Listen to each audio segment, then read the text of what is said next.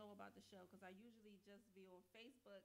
So I'm on Facebook Live and I'm on Instagram Live. Hey, Thomas. Hey, Jim. Damn, all of y'all on Instagram. Just the facts. All right, y'all gotta give me some time to deal with Instagram because I don't know. All right, so we're in Philly Hot Studios. Hey, amazingly different. How are you? Thanks for tuning in, y'all. So I have some single men in the building, one married man. You single, right, LeVar? Yeah, yeah. You single, right, Gary? Oh, I'm definitely single. All right. I'm too single. Well, this is single me going to be digging into these single men, trying to get some secrets for the ladies, trying to figure out what's going on. Hey, Anthony, Eric. Dang, the name's going so fast I can't even keep up. I'm sorry. Hey, y'all. So I'm not going to be able to give out shout outs like usual, but I definitely will answer the question. So we talking to single black men, but before we start, like, what's good? How are you guys? Let me show y'all my guests. I don't really do cameras and all that stuff. Can you see yourself? You see yourself? Yeah, I don't really do cameras and stuff. Oh, Lord. That's You not want me. to do it today. That's not me. Listen, so far we got two. We got the owner of Philly Hot. He's married, though, so he ain't going to go on camera too much. He was here last week. Here, let me show y'all. This is Facebook. Can you see yourself? Yeah, I can see myself. I don't need to see myself. All right. Now I wanted the people to She see. got Facebook and Instagram. Yes, Yeah. and Instagram. You like my hair, and you know I'm single. All right, Anthony, you single? All right. Well, hopefully you can answer some questions for me tonight. So, but before we talk about that, anything interesting y'all want to talk about? I'm Anything waiting for a interesting? couple of more men because I think I invited like 6 of y'all here because I want different perspectives. Okay, somebody's at the door. Eric, can you do that? Mr. PDQ is here. So, yeah, I brought him out. I brought y'all asses out. The first thing we want to talk about is a good man because y'all supposed to be good men, right? I mean, it all depends on the perspective of what a good man is. That's what it depends on. Okay. All right. Well, one thing, Gary, you know, we've done shows before, so I like your realness and the honesty, and they definitely need that. LeVar, I'm still trying to figure him out. I don't know. Ain't much to figure out. Listen, we're going to talk about everything. You know, one thing I want to talk about? I want to talk about the good morning text. Can we talk about the good morning text? Are y'all here for that? Like, listen. I hate the fucking good morning text. But that's just me, because I'm a night owl. You know what I'm saying? Hey. What's going on, bro? What's going on? Gary, bro. Gary, Rich, LeVar. All right, we got, listen, ladies, I brought the businessmen too. Don't get it twisted. I'm telling you, LeVar got he has a flooring and auto detail. Is that how it goes? Carpet cleaning, interior painting, all the detailing, final floor finishing. All right, wait, let me make sure. Are we up on the radio? Mm-hmm. Okay, all right. Philly Hot listeners, sorry. I'm just paying attention to Facebook and Instagram. And then we got Gary. Gary, what you do? Everything. Real estate, T-shirt, community leader. Work with a lot of youth in my community. That's right. I mean, anything. Anything I can get my hands on, I do. Gary's my go-to for a lot of this stuff, for a lot of radio and all that stuff. You know, all my business things, I kind of run past him, and he kind of puts me in my place. You know, and then we got Mr. PDQ, which PDQ is a friend to the room because he's been here a couple of times already now, right? Can you see yourself over there? You're on Instagram Live right there. This is Facebook Live. Ah! Hey, Marcia. Marcia was supposed to join us tonight, and she chickened out. And I'm putting you on full blast, just so you know. Full blast. Yeah, she chickened out. She heard it was going to be all these single men, and she got scared. Hey, Al Black. I don't know if y'all... Did y'all go to a Doom Day? No. No? You went to no? Too busy trying to make money. Oh, wait. Oh, wait, we got to... Wait, sorry. I'm so sorry, Rich. We didn't introduce Rich properly. So, Rich, go ahead and tell the people what you do, Rich.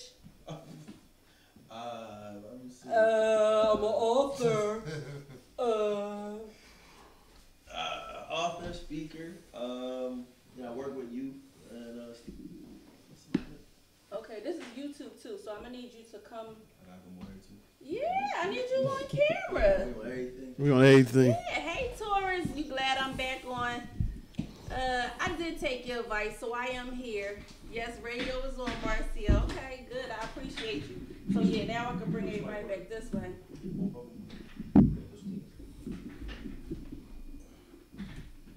That's perfect. No, you cool. Leave it on that side. Oh goodness. There you go. Leave it all the way over there. I'm trying to tell you, it's a lot in the building tonight. Yeah, I mean, I'm just trying to listen. I don't even know what to do with myself. You know, I'm for real.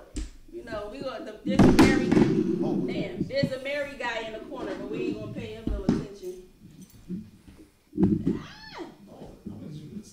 Yeah, exactly. Listen, let me tell you how. Wait, where'd it go? You gotta hit that. Yeah, there you go, right there. Put your, around because it's on the water bottle. Oh. What would I do without you?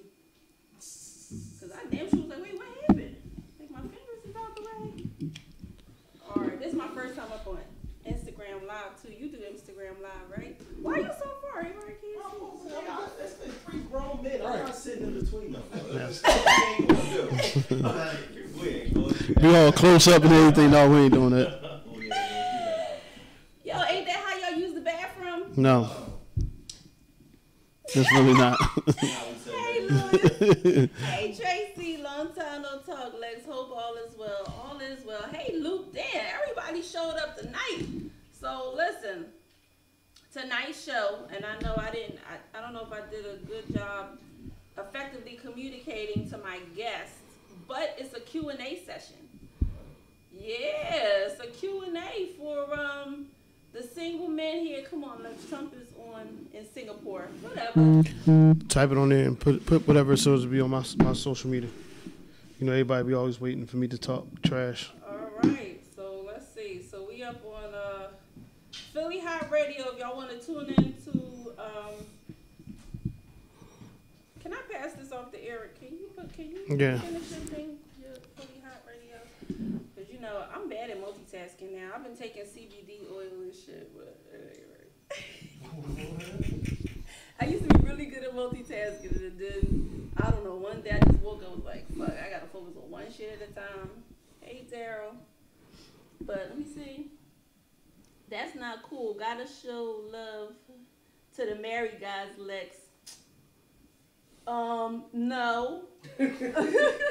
What's gonna happen next week? All right, I got another one that's here. All right, Amir's at the door. Can we? I'm working Oh my gosh, today, y'all the boss. worst. I'm about to go. Thank you. Had Don't a leave. post. Huh? He just put Philly Hot Radio, and he's supposed to put we on for a Q&A or whatever. All I right. actually do all that. Sorry. So All right, you got to start because you probably gonna lose your listeners. go over time too. Listen. All right. So let's see. And I'm good for going over my time. All right. So let me see the first question. Why are you guys single? And I hate that question. I ain't gonna lie. Like, I don't know, when you date someone, do you ask that? Do men ask that? Y'all ask that, right? I don't. Hey, beautiful, why you single? I don't ask that. Oh, wait. We was talking about the Good Morning Texas. Before we start that question, y'all send out Good Morning Texas? No. You don't send out Good Morning Texas? Why not? For what? To make a girl feel like she's special. First of all, if you want to make a girl feel like she's special, don't send out the Good Morning text. Call her, and that way she knows that she has your attention. Good Morning text is very, very easy. You can send it to a million girls. That's right. That's why I don't like the Good Morning Texas. That's why I don't like that. You know another thing that people are doing now with the Good Morning Texas? Good morning, beautiful. Good morning, beautiful. Everybody beautiful now. It's some ugly joints getting knocked the fuck up, and I don't understand how everybody beautiful all of a sudden. Because they're beautiful to somebody, right? Man, bullshit. No, listen. Here's the crazy thing. My cousin very, very big women. No disrespect. He's a very, very handsome, attractive male. He's probably like 6 something, whatever, muscular, anything. But he will not. Big women that are pretty. They But are very yeah, but no, he like big women, like big women. Yeah, but some of them is cute in the face. Okay, but he like big women. Right. Because it's different. I ain't talking about thick. I ain't talking about healthy. I'm talking about big women. Yes, like listen. boxers won't help him with it. Right, listen, and all jokes aside, like he'll see like a lot of, petite girls, whatever, come at him and everything, he'd be like just shrugging them off like, yo, no, this like you know what I'm saying?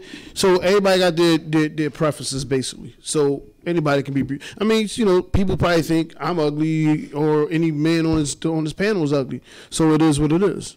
Can't worry about that. Well, I didn't pick out any ugly joints tonight. I mean, but yeah, like we got a little bit of everything. I'm not even gonna hold you. Like when I sent it out, even though these are my friends, I did send it out to pick different type of men with very good perspectives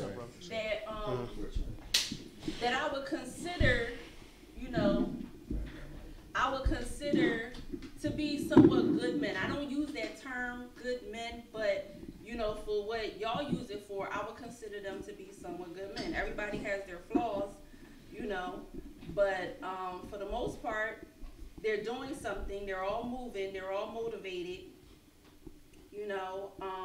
As far as I know, they're all somewhat honest. I'm still getting to know LeVar though. I don't really know. It's true. It's true. I've known everybody here for a couple of years personally. You know what I'm saying? I know Rich. I know Amir. Amir stepped in. Hi Amir, how are you? Hey, what's up, Lex? How you doing? Do you send out Good Morning Texas? Sometimes I do, yeah. Now, do you do a group text or you do them individually? no, back in my younger days, I did do a group text, got caught. I did do a group text, got caught. Individually. Now, does everybody get like a different thing? So it's like one of them Good Morning Beautiful, one of them Pretty, or is all of them Good Morning Beautifuls? No, they're not all Good Morning Beautiful. No. So it's just every. It depends on who it is. It depends on the vibe that I have from the chemistry, and also depends on what I think it may or may not lead to. And some people, they just get it because it's a compliment. You think it's a compliment? Yeah. Why is it a compliment? Well, for some women, they may not hear it a lot, but I mean it genuinely, sincerely, not to try. The good morning text or the beautiful part? The beautiful with the good morning. Okay. It's like I always tell them, don't misconstrue what it is that I'm saying. I just give you a compliment just because I think you're a beautiful woman, and you probably need somebody to tell you that without trying to, come at your side. Huh. Damn. Shut me up for a minute, but I'm gonna come back with something else. Okay. What about you, LeVar? Your Good Morning Texas. Are they grouped together?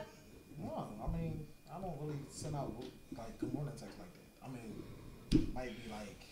Do it be a lot of beautifuls? No, it's whoever who I'm dealing with. Like I don't. Oh, so your Good Morning Texas are personal. Yeah. They just not. It's not like Good Morning Beautiful. Like yeah. But like I met this chick the other day and let me send her a Good Morning text. Not like that. No, you don't. Yeah. I mean, if the vibe was crazy, that's a different thing. Like if we vibing or whatever, and if I was thinking about you, I woke up in the next morning like Good Morning Beautiful, like it was on my mind or whatever the case may be. But if you're just a random chick, you're not getting a Good Morning Beautiful. We gonna talk about that vibe stuff because a lot of guys told me that they eating pussy for strange girls that they don't know off of a vibe. So we gonna talk about that vibe. What? Yes, because I did ask a question on Facebook, like how long do you have to know a female before you eat her out? And a lot of people told me about the vibe, so that is one of the questions about a vibe, I don't know what fucking vibe they talking about. Because I mean, my thing is that I don't know. Yeah, you gotta know I like. You can't just. Yo, listen, I'm just saying, like, we gonna keep it real. That text should be banned. I like the approach. What approach do you like? The Good Morning Beautiful? You like what Amir said. Okay. All right. So what was that other question I had? The one that I was gonna do before the Good Morning Texas. See, I can't remember shit. Let me see. You remember what the question was, Gary? Mm-mm. You ain't tell me no questions. You was talking about other things. No, I had just said it. It was the Good Morning Texas. And you said the vibe about eating. No, before that. Wasn't nothing before that. So why do we ask if y'all single? Oh yes, there you go. Thank you. See. You alright with that, dog? That shit got lost to me. Listen. I like a man that listens. See, we tested them, ladies. He ain't listening, man. What? I'm just saying, like, for real, that's good shit. Like, you paying attention, and I really appreciate that. So, all right. What was it again? Why y'all single? Why did you ask? Oh yeah, do you ask why are you single? I hate that fucking question. So do y'all ask why females I mean, single? you're supposed to get the. I mean, for real, you ain't really gonna know. Let's be honest. I don't think all y'all tell the truth anyway. Yeah, y'all, cause y'all be like, oh no, I'm very much When it single. comes to constructive criticism, y'all not trying to hear. So in some cases, just like men, women are single for various reasons too. Because they're crazy. So yeah, All. they won't admit it. All. You know, they say I'm picky or I'm choosy or I know what I want. I got standards, not understanding that those standards are the reason why they single. No, they don't have standards. Listen, the crazy thing about women have the most amazing standards, but still pick the wrong men.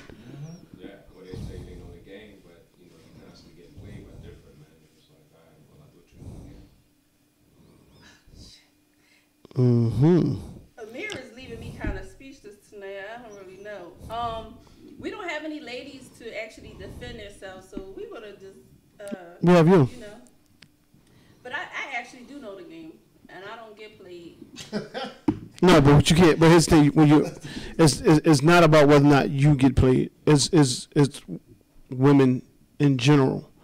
You know what I'm saying? So we can't say that because you don't. We're talking about women in general who tends to have a habit of picking the wrong man because they have this idea of what a man is. You know what I'm saying? And they don't.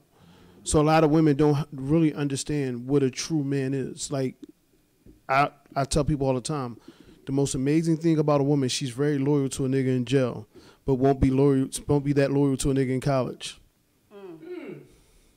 Right? So it's like when we talk about being played and so forth and so on, I think women have they just have the habit of being loyal to the wrong type of man. Like, and that's where they get played at. Do you think it's a thing where maybe they are sticking to what they know? Like maybe I saw a picture on Instagram where a little girl actually, she put her fake watch on her ankle because she see her dad have a home bracelet, like that monitoring bracelet. So she put it on her ankle as well. Okay. You know, so maybe it's a thing that they see their parents or they see their father figure as that man, and then they start to just duplicate it after that, because they do say that the father is the first person that the female falls in love with. Okay, but most of them don't have a father, so now what's the answer about it?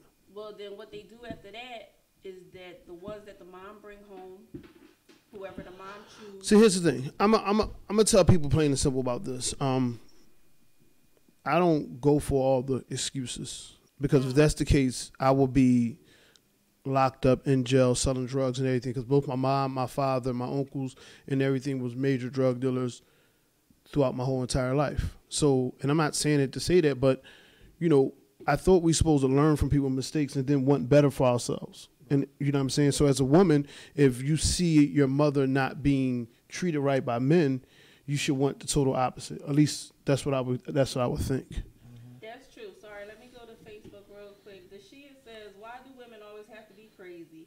And it's the men that are driving them crazy with the BS, okay? Deep, loyal to the wrong man. Okay. I mean, why do women always have to be crazy? Because if you continue to do the same thing, expect different results. That's the definition of insanity. So that's the reason why women have to be are considered crazy, because women fail to realize at the end of the day is that whatever man that they bring into their home, they bring a man into their home to be around their kids. So if you, for example, if you have a son and you bring a man into your home and you don't want your son to grow up to be that man, why is he in your home? Exactly. So that's why you're crazy. It's not that you're crazy because of anything else. You're crazy because from the day you was born, you said you want a certain type of man. From the day you was born, you said it. I mean, fairy tales tell you about it, everything. So why do you continue to pick a man that's not beneficial to you whatsoever? Right. That's why you're crazy. I'm going to tell you my perspective on that. What I realize with men and women will get a different man. When something goes wrong, she doesn't change herself or anything that she does wrong. She just thinks that she has the wrong man. So she'll go get another man and create the same issue over again. Whereas a man now, if he might not change for the female that actually said he did something wrong, but he'll change it for the one after. You understand? So take for instance, like say you break up with a female because she said you didn't give her enough time, right? And at that time, you probably didn't have the time, right? But what you do now, once you lose her, you learn, men learn, and then the next female, you're gonna try and give her more time. It's gonna be ingrained now where it's like, all right, let me change, let me do something a little bit different. I think that's where it comes with communication too. Right. Because he didn't just change, he was just like, you know what, well, maybe I can change, do something different this time. But you would have never lost when you was able to communicate properly. Yeah. So if you don't have that line of communication, you was lost when you started. But most women don't have communication. Most women don't really have communication. Y'all think y'all know how to effectively communicate? I can. I know how to. I know how to. I try to be honest. Sometimes I can't reach that emotional level with certain women. Like if I ask a question, I hopefully, I expect the answer. A lot of times men are told, well, you should just know. And they expect us. I even had a conversation with someone recently. They said, well, you got to be like kind of a mind reader. And I said, you don't sound logical. She said, that's the difference. Women are this way and men are this way. And at the end of the day, you got to understand that you need to learn a woman. She's not going to tell you everything. And I said, well, I thought we were adults. I thought that when we had a conversation, I asked you a question, you give me an answer, vice versa. She said, no, that's not going to be the point. Most women are going to expect you to know several things. And if you go on Facebook, a lot of women say, I'm not trying to teach a man things that he should already know. But and here's the crazy thing that women do not understand is that in any relationship that you get in, right? In any relationship, as a man or as a woman, any new relationship you get into, everybody brings different elements to the relationship. So you have to reteach the person how to love you the right way. And that goes for a man too, because if you had a woman before who loved to cook, and then your next girl you start to date, she don't like to cook, then there has to be some compromise in that. You know what I'm saying? Because that goes with, like, women are illogical, right? So like you said, they expect you to know something that you don't know. And if you expect me to, when I get it wrong, don't expect me to care that I got it wrong when you well, she can't chastise me because I'm a grown man and I would never let a woman. But they tried. Okay, and I would show her right to the window and tell her to jump off the roof. Like, I'm not going to play that game, because if I'm telling you, here's the crazy thing about, in my opinion, most people when they get in relationships, nobody comes up with new goals or new roles. You know what I'm saying? It's not going to be the same in every relationship. So whatever it is that you loved about that last dude that you want me to do, you should have stayed with that last dude. Exactly. I think that's something that I say yes. With women, though, it seems like they want you to. What's your point? You want you to conform. Right. They want you to conform to the way they want you to be, instead of us working. But not even your manhood. It's like one of the biggest issues you have. Like, I get up, I want to go somewhere. I get up and go. Right. Mm-hmm. I don't report because I'm grown. When do you start reporting? And then that's where the communication thing comes in, because the woman say, damn, you went out the door, you ain't even say where you was going, blah, blah, blah, blah. But at the same time, you thinking like, damn, I gotta start reporting now. And you be years in, and you still have those issues. Now, we're gonna deviate a little bit to the report thing. I don't feel as though it's a report. If you have your woman, and she's supposed to be like your best friend, no? Do y'all agree with that? Okay. She's supposed to be like your best friend? Yeah. Yes. See, I'm not. No. But here's the thing. But we not thinking like, but I'm see, gonna go run to the store real quick. But that's where shit get blurred, because you just talked about communication. Communication is, boom, you know what? I got such and such a thing. I got this whatever that I'm going to do, X, Y, and Z. So therefore, it's not just getting up and going. It's like that. It'll just be like, it's supposed to almost be like mindless. It's like, yo, like you talking to your best friend, like, you know what, But it's a two-way street there. When you go into the hair store to get your hair, you say, hey babe, I'm going to the store to get my hair real quick. I'm gonna stop by such and such and get my nails done. Well, it's not, but that's the thing. It's not reporting, but I bet you the female does say it. Not always. No, they don't. No, they don't. My wife make 10 stops before she come home. But boy, let me rear on that path. I say I'm going to the studio, and I'm at the Chinese store. She like, oh, but you didn't say you was going there. You always suspect in a woman's eyes. There You go. always gonna be And they suspect. listen to the background and Let's see be honest if here. you hear chung chung in the No background. woman trusts a man. They don't. No woman. Think about Women it. don't trust. Women will sit there and say, "Oh yeah, no." They trust you as much as they can see. I don't trust women either because I done slept with a bunch of married women in my lifetime. Yeah, I don't trust. Listen. I'm gonna be honest with you. When I was 17, I was 18, and this is the reason why I don't trust women. I had a girlfriend, and she had 3 different niggas in 3 different states. I was Philly. She had another nigga in Baltimore. She had one in New York, and she had one in California. Basically, she had them on standby. If you wasn't available, then she just called the next No, dude. no. She was going. How? And she was 17. How old was she? Matter of fact, we were the same age. But So she how used to she be getting older. around? They were older. They were older than you. Like the one dude, he was like at least like 25. So he was flying her out. All right, now I'm gonna ask you a question. Do you date anybody that's younger than you or older than you? I date what I like. It doesn't have anything to do with. All right, I'm not even gonna put your age out on Front Street. All right, I'm gonna save you about 24, 25. I'll say go as far as 23. Would you date anybody that's 23 or younger than you? At 23, no. I dated older. Older, so most likely they probably had their own cars, their own place, job, the whole 9 yards, right? Right. So most likely, did you have to do any driving to get anywhere? No, I got. That's his question and answer then. Yep. Because if she's 18, 19 years old, most likely she's not driving to go and see nobody. Yep. They coming to pick her Yeah, up. but see the thing about it though, she's 17, so she's No, he said still under her he's saying they were about 8. He said No, about we was 18, around that age. but about Like 18, 18. between 17 and 19. And at that point, she's a legal adult. So if especially depending on where her upbringing is, Okay, she so most when I likely. asked the question though, I was thinking that she should have parental supervision over her. Okay.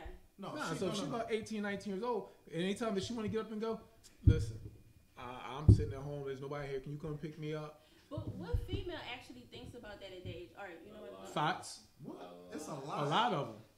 At that age. Yes. And listen, here's the thing, and you know, no, but here's the crazy thing. Listen, I was a high school counselor, so we talking about 14, 13, 15 Girls lying about They their age. navigating 22-year-olds at that age. at that age. Navigating, telling the dudes what to do or trying to tell Sneaking into the club, fake IDs, the whole Yeah. 9 yards. All right, so let me back up because we missing a lot on Instagram. So it says, Facebook. There is no way anyone will know. We're adults. Say what the problem is. That goes to what Amir was saying. You should say the same women, not all women, fall under the opinion you have of them. That's somebody talking about Gary. But see, the crazy thing about people that says that is that they're the ones that definitely be Yep. that be responsible for that. That everybody that always takes offense to something when you're generalizing is the one that actually does the shit, right? Not only is that, she probably home right now with a dude whooping her ass right now while she listening. God. Listen, don't come at my people. All right. That's real though. That's Anthony real. said that's knowing their love language. Crystal says sad that's what it is referred to, especially if we spend that much time together. She doesn't like the reporting part. Common courtesy is what Marcia said. Sean Hopkins says, yeah, somewhat communication is the key.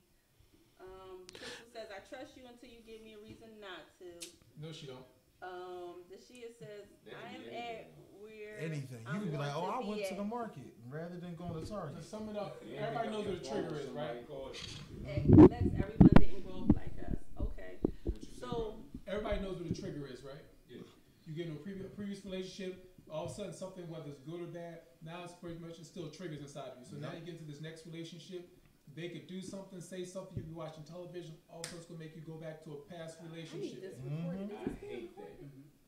It's gonna make you go back to a past relationship. So whatever she may have experienced in that relationship, you don't have to do nothing. And your friend mentioned about the trust aspect of things.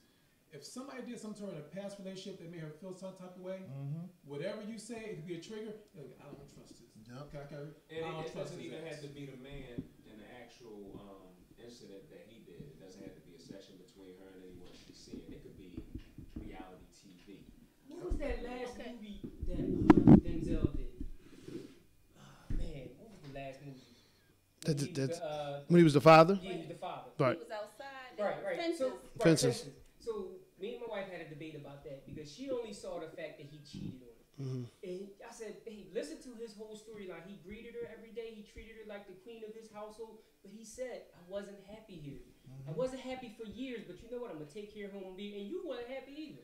You gave up your whole career to be here also, so you weren't happy, but you stood here also. We smiled in each other's face every day, but neither one of us happy. He said, "Man, when I go to that other house, I can kick off my shoes, smile, be myself." The woman greets me at the house, but if you notice, not one time through that whole thing, he came and greeted her and said, "Hey, baby, I love you."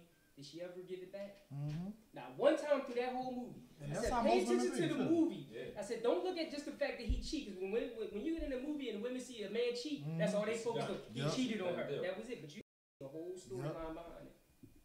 And unfortunately, you have some women riding around with this sense of entitlement nowadays just because Thank they're female. Oh, yeah. And that's not cutting it. You notice a lot of times, guys who want their A game and so forth, they be like, all right, fine, and leave them alone.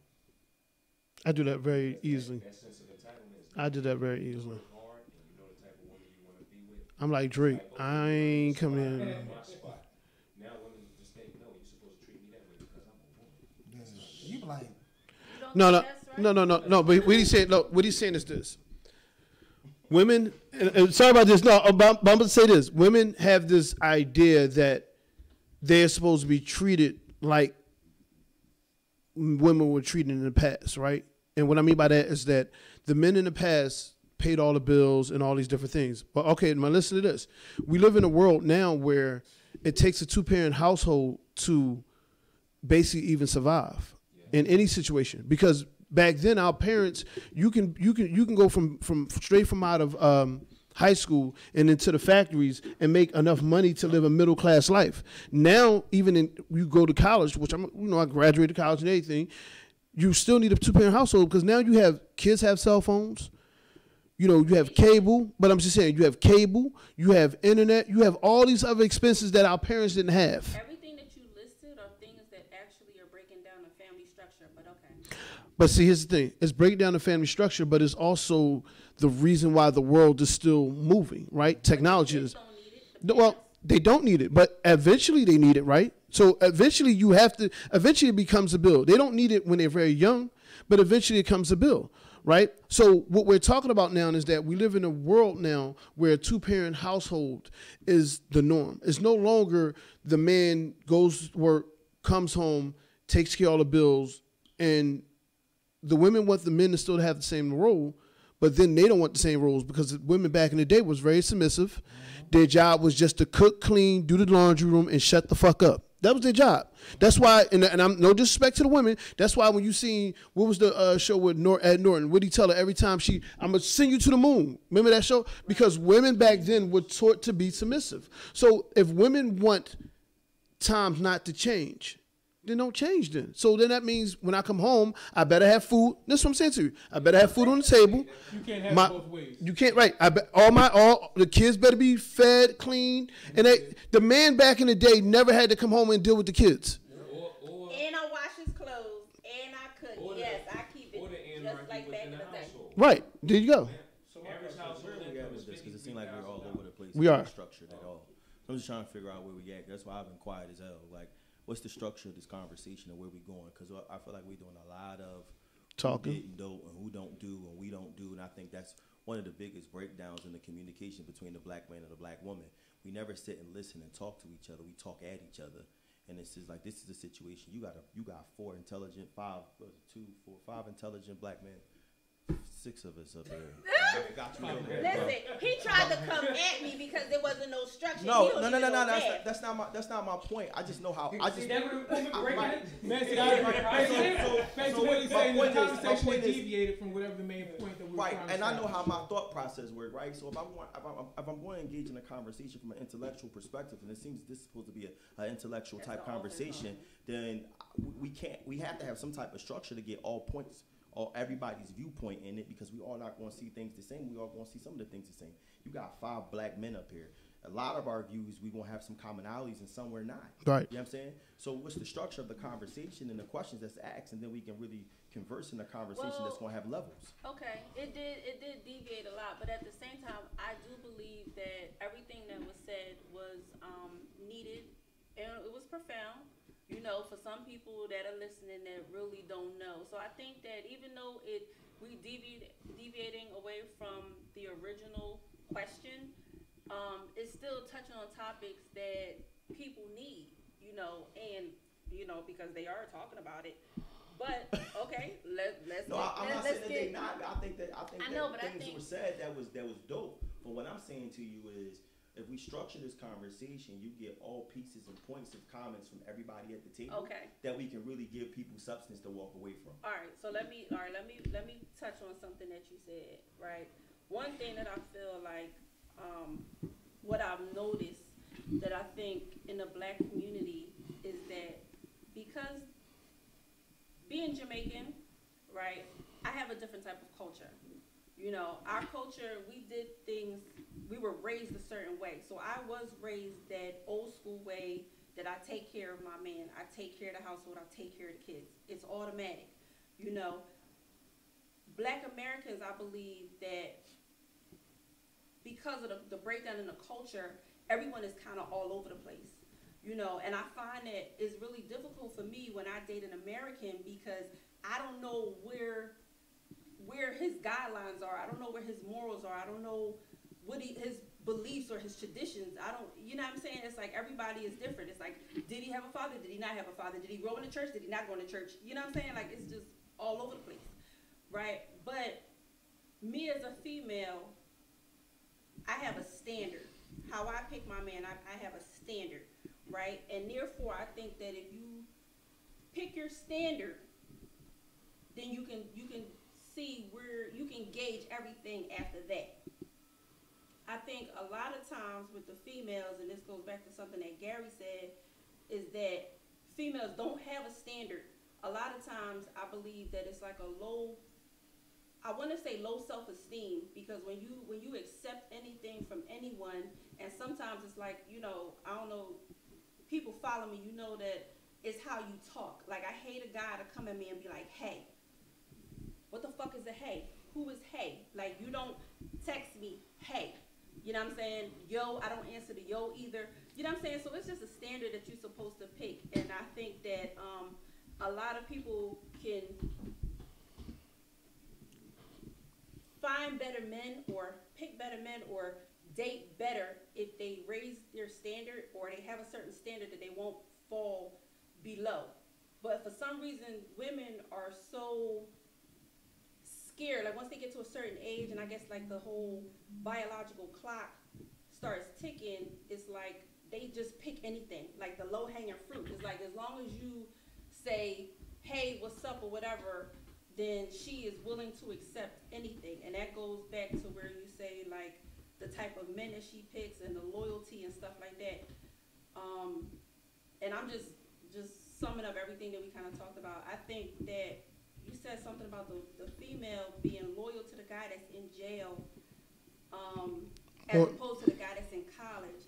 And I think with that, it goes back to that theory that females like a bad guy. And the reason why females will tend to go to the bad guy is because when he does change or when he does something, it makes her feel accomplished. Like, I did that. I changed him. Can I chime in for a second? Yeah.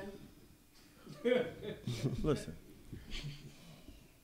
So I don't think that I think that what he's saying is dope in the sense that women do pick that, but that's not just women. That's our community. Our community celebrate dudes that go to jail versus the dudes that go to college, right? Mm-hmm. We'll have a come home, a going away party or a come home party for a cat coming home from jail versus having a going away party or coming home party for somebody graduating from college. So no, it's not. I'm not changing the subject. What I'm saying is we gotta think about it conclusively of what it is as a community, right? We're an implosive community, right? We're imploding ourselves. So when you think about how we move and how we interact with each other, a lot of ways women react and respond is because it's the community and the environment they're in. So of course you got a chick that's gonna celebrate the dude that go to jail, because she ain't gonna want the dude that go to college because he corny. Right? He ain't street enough. We can use the prime example. If you take Salt from Salt and Pepper, right? Mm. She said that when she saw Will Smith initially, he was corny. Pepper. He was corny, right? He wasn't thug enough, right? He wasn't thug enough. And look who he became, right? Because she was chasing a dude that she thought that was going to be worth it because of his street credit. So we got to think about that as a community, not just women as a whole. I think that's a very valid point that the brother brings up. But it's the community as a whole. We breed that. That's what we breed and breathe in our community. And we think about gentrification in and of itself. But how can you say that the community breeds that when I running around dealing with the girls that's in jail or the bad girls. Well, because we was talking about, because the community, because what did I just say to you? We celebrate It's the culture. the culture. We celebrate the dude that's going to jail, and we ignore the dude that's going to college. So we just speaking about the We- males. No, we talking about the community. It ain't just the males in the community. It's the community in and of itself. No, but what she asking is that, because I always ask that question also, is that women are very loyal to men in jail, but that same woman was to go to jail, would her boyfriend be Right, loyal the to guy her? is not going to stay with her. He's not, but- he's not even grabbing. But statistically, it's more men going to jail than dudes, right? I mean, than women, right? Been a nurse. Well, women are actually the fastest growing population that's being arrested now. And, So- and black women are the most educated women in America. yes, they are. What we doing? Right. You know what I'm saying? Like, we really talking about, like, what we doing in that sense. So we got more black women getting educations and getting degrees and master's degrees and doctorate degrees. That though is that even though they are. And we're not going to be loyal to a chick, though. We ain't loyal to a chick that's home. So why are we going to be loyal to a chick that's in jail? Well, They did a special on that when Oprah did it at one point too. Statistically, it had a lot of black women who were college educated looking for male suitors, right. and they come across different men, no matter if they're attractive or not. They found that they didn't have as many male suitors for the women. Right. And that's something that I've always asked women. If you're quick to cut off a man, then what are your prospects going to be later on in the future? Because you're so quick to say, he wasn't this, he wasn't that, with your standards up here, but not realizing that if you're in the upper echelon, you're graduating with a nice GPA and so forth, that makes it a lot harder for you to find a man that you say you want, unfortunately. Because like he said, the Will Smith, the dude who was in college, you already pushed him to the side. So now you look at the stats, and even when you go out, you gotta pay money to get in a place. There's more black women there usually than there are black men.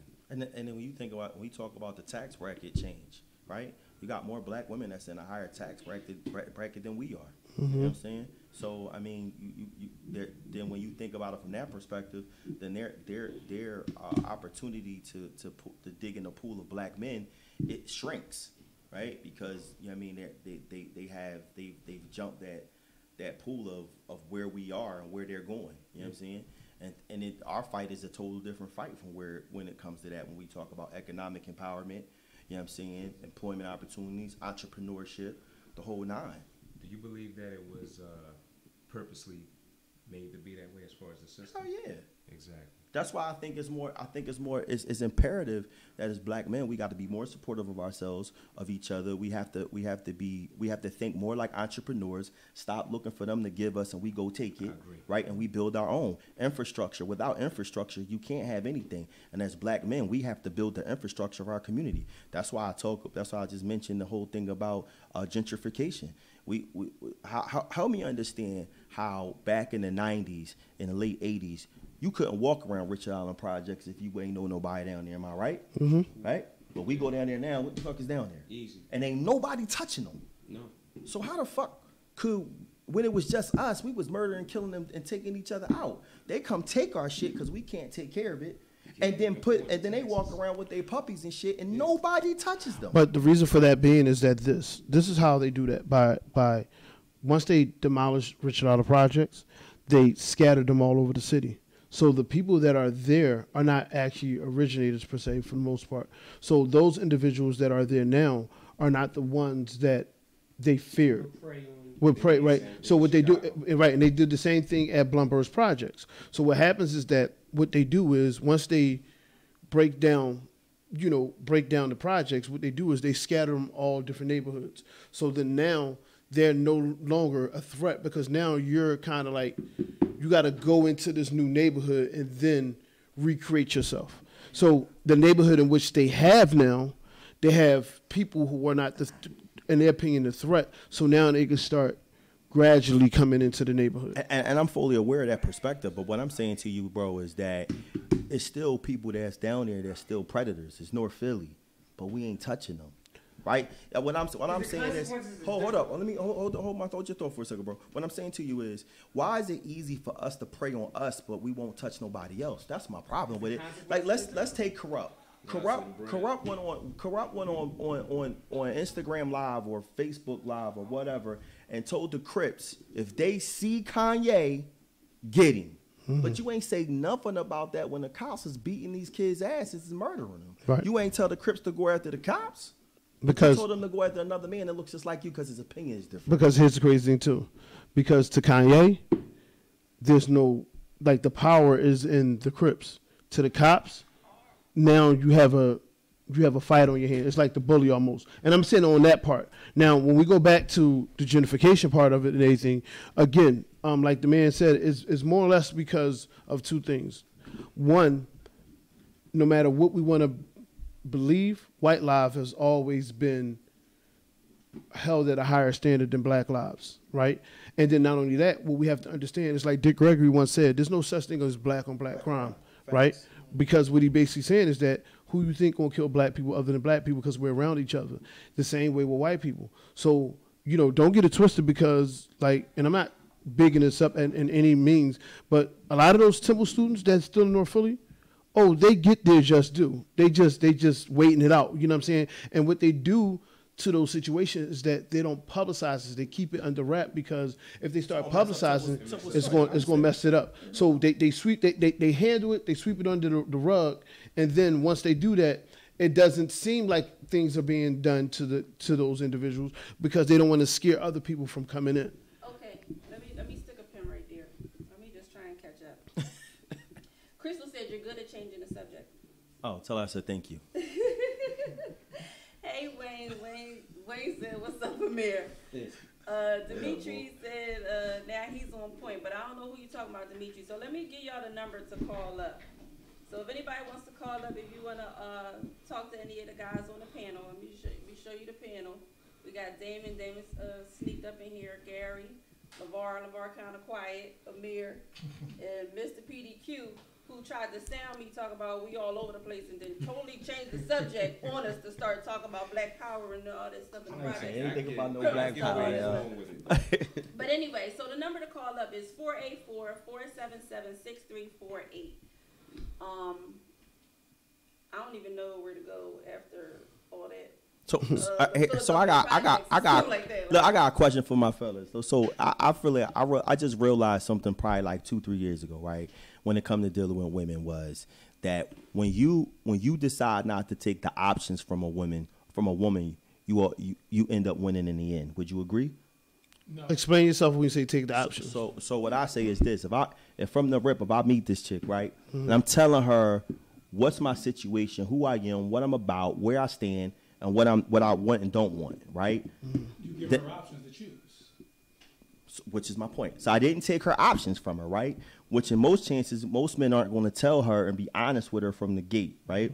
That when she walks off, man, she might not be happy at that moment, but when she walks off and really go home and sit and think about that, she going to say, you know what?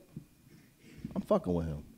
Because most dudes ain't going to give me, most dudes are going to take my options from me and not tell me all that. But if I know who you are and what I'm dealing with, later on, you can't be like, you didn't know, I did. Remember we had that conversation?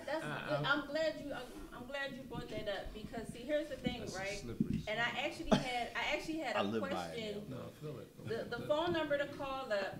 Here's the thing. I'm gonna speak on what PDQ just talked about. 484-477-6348.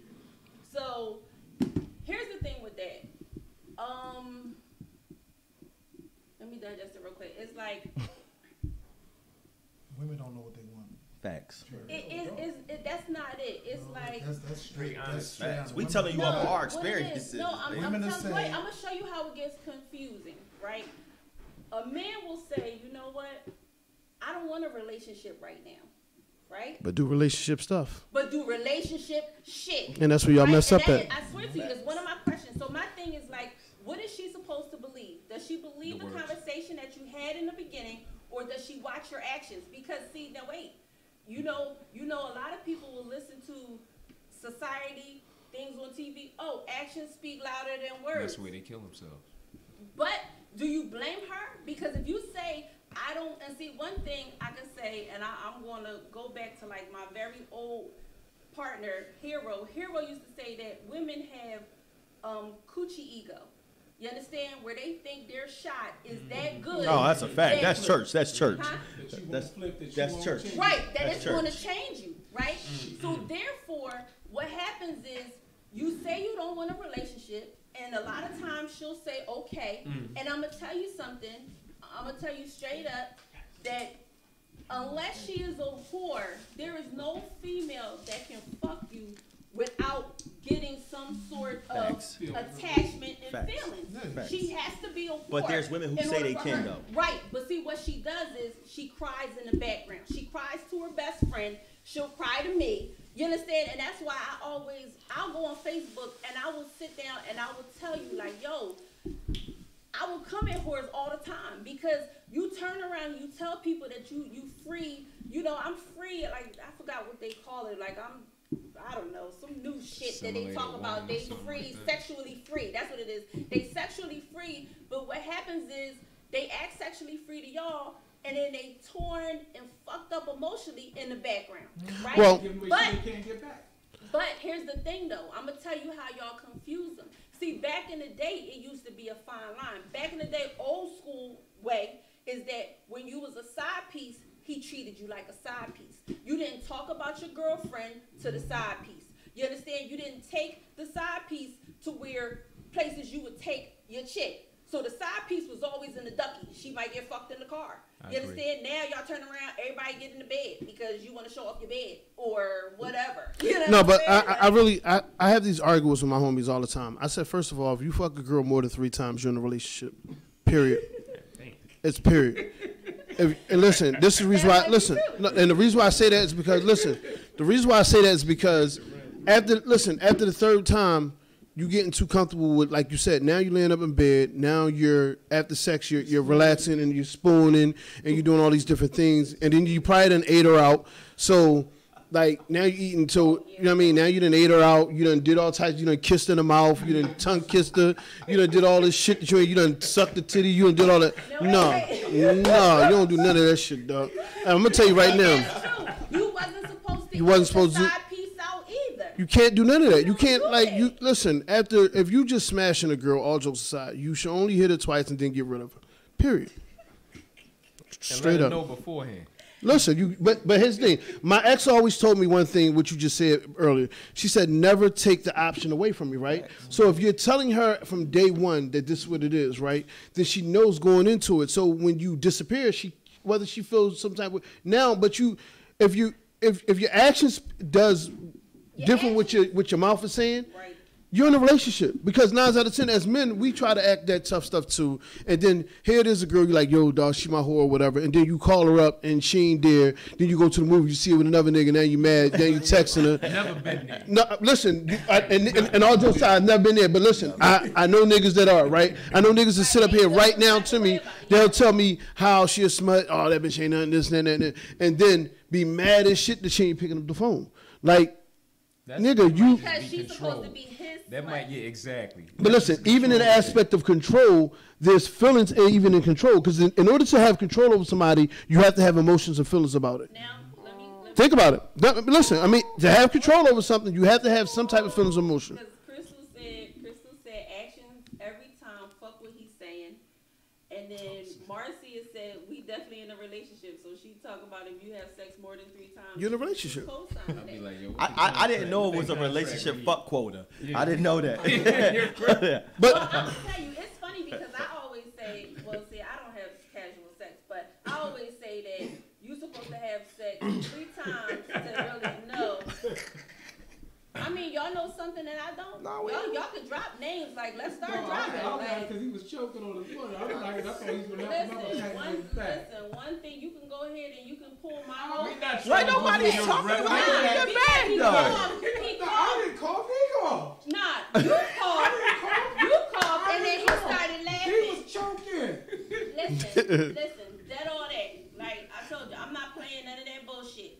If you got names to drop your fucking names. Why you ain't worried about you, woman? Other than that, Can you you can't keep turn going? around. No, because I'm talking. It's dead. I'm dead It serious. ain't about you. What do I said? I don't have casual sex, and he started coughing. No, I think no. Listen, but I don't think it was about you. I think when you came and said the three, I think he's talking about the 3 quota situation. Yeah. That's what I think he's talking about. If you don't put that wall away, y'all trying to be funny. Hey, Rob, y'all trying to be funny. But anyway, like I said, if you got some names to drop, you can drop it. Because you tried to fuck and you didn't, so don't even act like listen, we can start talking here now. Like, listen. What happened? Okay. I thought we was sticking the script. Anyway, I know, right? you ain't never been on the Lex Royal show. We ain't got no script, whatever. Whole facts. I don't have casual sex and I hate situationships. Now, I'll get in a situationship. A situationship is not casual sex. How? What's the difference? Tell me how. I'm curious to know how. Yeah, what's the difference? Because if you ain't in a relationship, then it's casual sex. Right. No, casual sex is I see you this day, I fuck you, I go about my business, I might see you. If I ever see you again, I don't have to see you again, or if I see you again. So you talking about one-timers? There's a one night. That's a one-night stand. Yeah, that's casual sex. Okay, what do you consider casual? All right, okay. He wanted to get on the topic. What's casual sex to you? I wanted to what? You wanted a topic. No, What's casual sex to you? I'm gonna ask casual sex is just what you said. If we fuck every now and then, that's casual sex. If we not in a relationship, it's casual sex. That's what it is. Okay. If it's a relationship, then there's no longer casual sex. I am invested in this. I understand it, and I said casual sex is either you do it every now and then, right? You do it one time. Who knows when you go back the next time to have sex, if you go back at all, right? That's casual. That's not what you just said, though, Lex. You just said you fuck one time, I see you again, I might see you again. That's what you just said. You might have wanted to continue. Maybe that's what until you cut me off. I was going there. Anyway, what's casual sex to you, Amir? Anybody that you feel as though is attracted during that one time or numerous times, but it's no relationship. And you can hit who you want, when you feel like it. Okay, LeVar, what's casual sex to you? Casual sex is like, yo, what's up? I'm trying to smash. Like I said. Mm-hmm. You know. Okay, so everybody agreed that's what casual sex is. Okay, now let me ask you something. Do you have you ever had a situationship? Do you know what a situationship is? Yeah, situationship is we talk every now and then, we fuck every now and then. That's what a situationship is. That's not a situationship. What is it then? A situationship is almost like a relationship. Almost without, you going out, taking to the movies. Yeah, you dating. But niggas do that anyway. That's not exclusive. It's more consistent. Oh, we in a relationship that's not titled a relationship? No, because she can't really. She won't. She doesn't. She got some stuff going on. She can't get mad at you fuck somebody. She can't. Yeah, she got some stuff going on. Yeah, she got like, some stuff going on. You got some stuff going on, but y'all like each other. If you had PM Chang's and she happened to go to her girlfriends to see you, she kind of got the entitlement to get mad at you. But at the same time, but she can't really get mad. But that's a relationship. That's what I'm saying to everybody. That's a relationship. Yeah. But a situationship is also more consistent. Where, like, take for instance, a situationship can be 3 months, 6 months, 9 months. However long you grab, like if it really go past over a year, you kind of get into a relationship. Yeah, y'all talk every day. She know what's going on in your life. At least. But that's casual sex. She expecting you to at least call her or at least text her at least once a day. And so if a girlfriend she don't hear from you once a day, she got an attitude. Like you got. So if her girlfriend see me with somebody, her girlfriend gonna call and say, "Yo, I see you." No, her girlfriend not necessarily don't have to call you. No. She's gonna call. She gonna call her because you're talking about me to her if we in a situationship. Right. And going off of what the brother just said. But the situationship is not like a relationship, so you really aren't obligated to only be with her. But 9 times out of 10, you still gonna be with her. So even if you fuck somebody else, at the end of the night, you still gonna tell her good night. Nah, that's mad, but she can't be mad. No, but borderline relationship though. No, it's not. It's not a borderline. It's a relationship. No, listen, it's not a borderline relationship. It's a relationship. It's a relationship. All right, listen, good night. Just call and make sure you got home. All right, that's a basic relationship. But that's why I'm saying that why niggas be fucking up, because I'm not calling you. Yeah, he's trying. Niggas not. Listen. Because somebody gonna deviate from the contract. That's what I'm saying. Smash, I'm only hitting you when I'm trying to say, yo, what's up? You good? Like, so what you doing? But listen, fellas. I ain't asking you how you day. So let me run it back. How was work? Yeah, like, so friends with benefits equals situationship is what. Friends with benefits are is a relationship. Wait, Keith says casual sex is just friends with fucking benefits. Okay, I don't think that's everybody's annoying. Who's annoying, Crystal?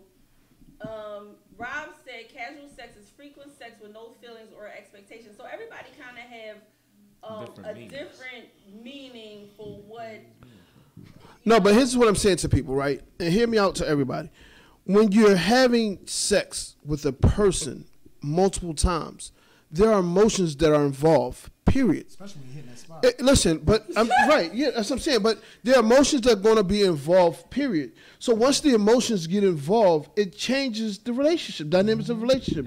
So granted that squirting and she don't normally squirt, but it's definitely a relationship. She's already in love. Right there, when you left the house, she's looking at the wall like, oh my God. Watch the contract and situationships. Right, that's what I'm saying. Like anytime you have a situation where one of the parties are emotionally involved, even though the other one's not, you're in a relationship because it changes the dynamics of the relationship. So even if you're saying that it's friends with benefits, first of all, nobody wants to be played even in a friends with benefits relationship. Right. Or feel like they're being sold shit. Right. So it's a relationship. You know what I'm saying? Like it's just an easy way for one or both to kind of cop out of it, and that's where the problems get involved. You talking about a situationship? Yes, Okay. it's still a relationship. So that's where I think a lot of times where the relationships itself, it hurts people. You know what I'm saying? What's the benefits of a situationship Here's my thing. versus a relationship? Somebody who really just don't want to be alone, but they don't want to be with somebody. No, I think a relationship is supposed to grow and get to something. When I have a situationship, like somebody asked me about the age group, I'll talk to a younger dude and I'll have a situationship with him. Meaning that it can go on for months. It's like a relationship, but I know that at the end of it, it's no marriage. It's nothing. It's like You don't have whenever. an expectation. I got a question. Right. It's like whenever Does he we know kind of. that? Huh? Yeah, of course. He knows that. But does it affect either one of y'all? Because you know what I'm saying? It shouldn't because we talked about it. Now, will somebody have more feelings than another? I guess eventually. Then me, right, but I'm just saying, listen. But here's the thing what I'm saying. But even if you say that you don't that you're not the one catching feelings, it still does something to your psyche, right? Because the problem with most people don't understand is that what relationships, whether failed or successful relationships, do to their psyche. Because a lot of people jump in and out of relationships and never let their selves heal. So they go into another relationship thinking that they're ready for another relationship when they're not. And I think because people jump in and out of relationships so often, I don't think people give themselves a chance to heal, to find out really what they want, or to even, see what damage was made, or even see what damage, because it's damage is being done. Right. You know what I'm saying? And that goes for men too. Most women say it all the time. They be like, oh yeah, the best way to get over this guy is to deal with another guy. And I don't But that's believe it. stupid Right. because you sitting here mad at the fact that this dude just smashed somebody. You was in love with him, but now you moving on to this dude. And you smash All right, somebody. here's the number to call in because everybody asking for the number, but nobody's calling in. Let me see if it's working. All right, the number to call in. Last time it wasn't working. I had to see. 484-477-6348. 484-477-6348. But I'm gonna tell you something. My situationship. I have a situationship, and I will talk about it. You understand? Like, this is what it's for. Like, I really, when I do it, I want you to be my only sex partner, and I be your only sex partner. That's a relationship. Yes. All day. Listen, whatever the case may be, this is what I say. You ain't got to accept it, but this is what I'm asking. I'm like, you know what? It can go. I'm like, we gonna do this. If you find somebody you're interested in and you want to go ahead and deal with them, just let me know. Simple as that. I don't have no problem. So, but if you're not in a relationship, But the thing is, I only do it with a young boy. Like if I'm gonna deal with somebody young, I'm only doing it with him. I'm not doing it with somebody who got kids, baby mama. I'm not doing it with that. It'll be a thorough young boy. He got his shit together. He got his degrees. He got his house. He's put on. He's straight, and he don't have no kids. He don't have no drama. And if I like him enough, then I'll put his ass in a situationship. Hi, you called in the Philly Hot. Who's this? It's Dimitri. Hey, Dimitri. You should have tonight?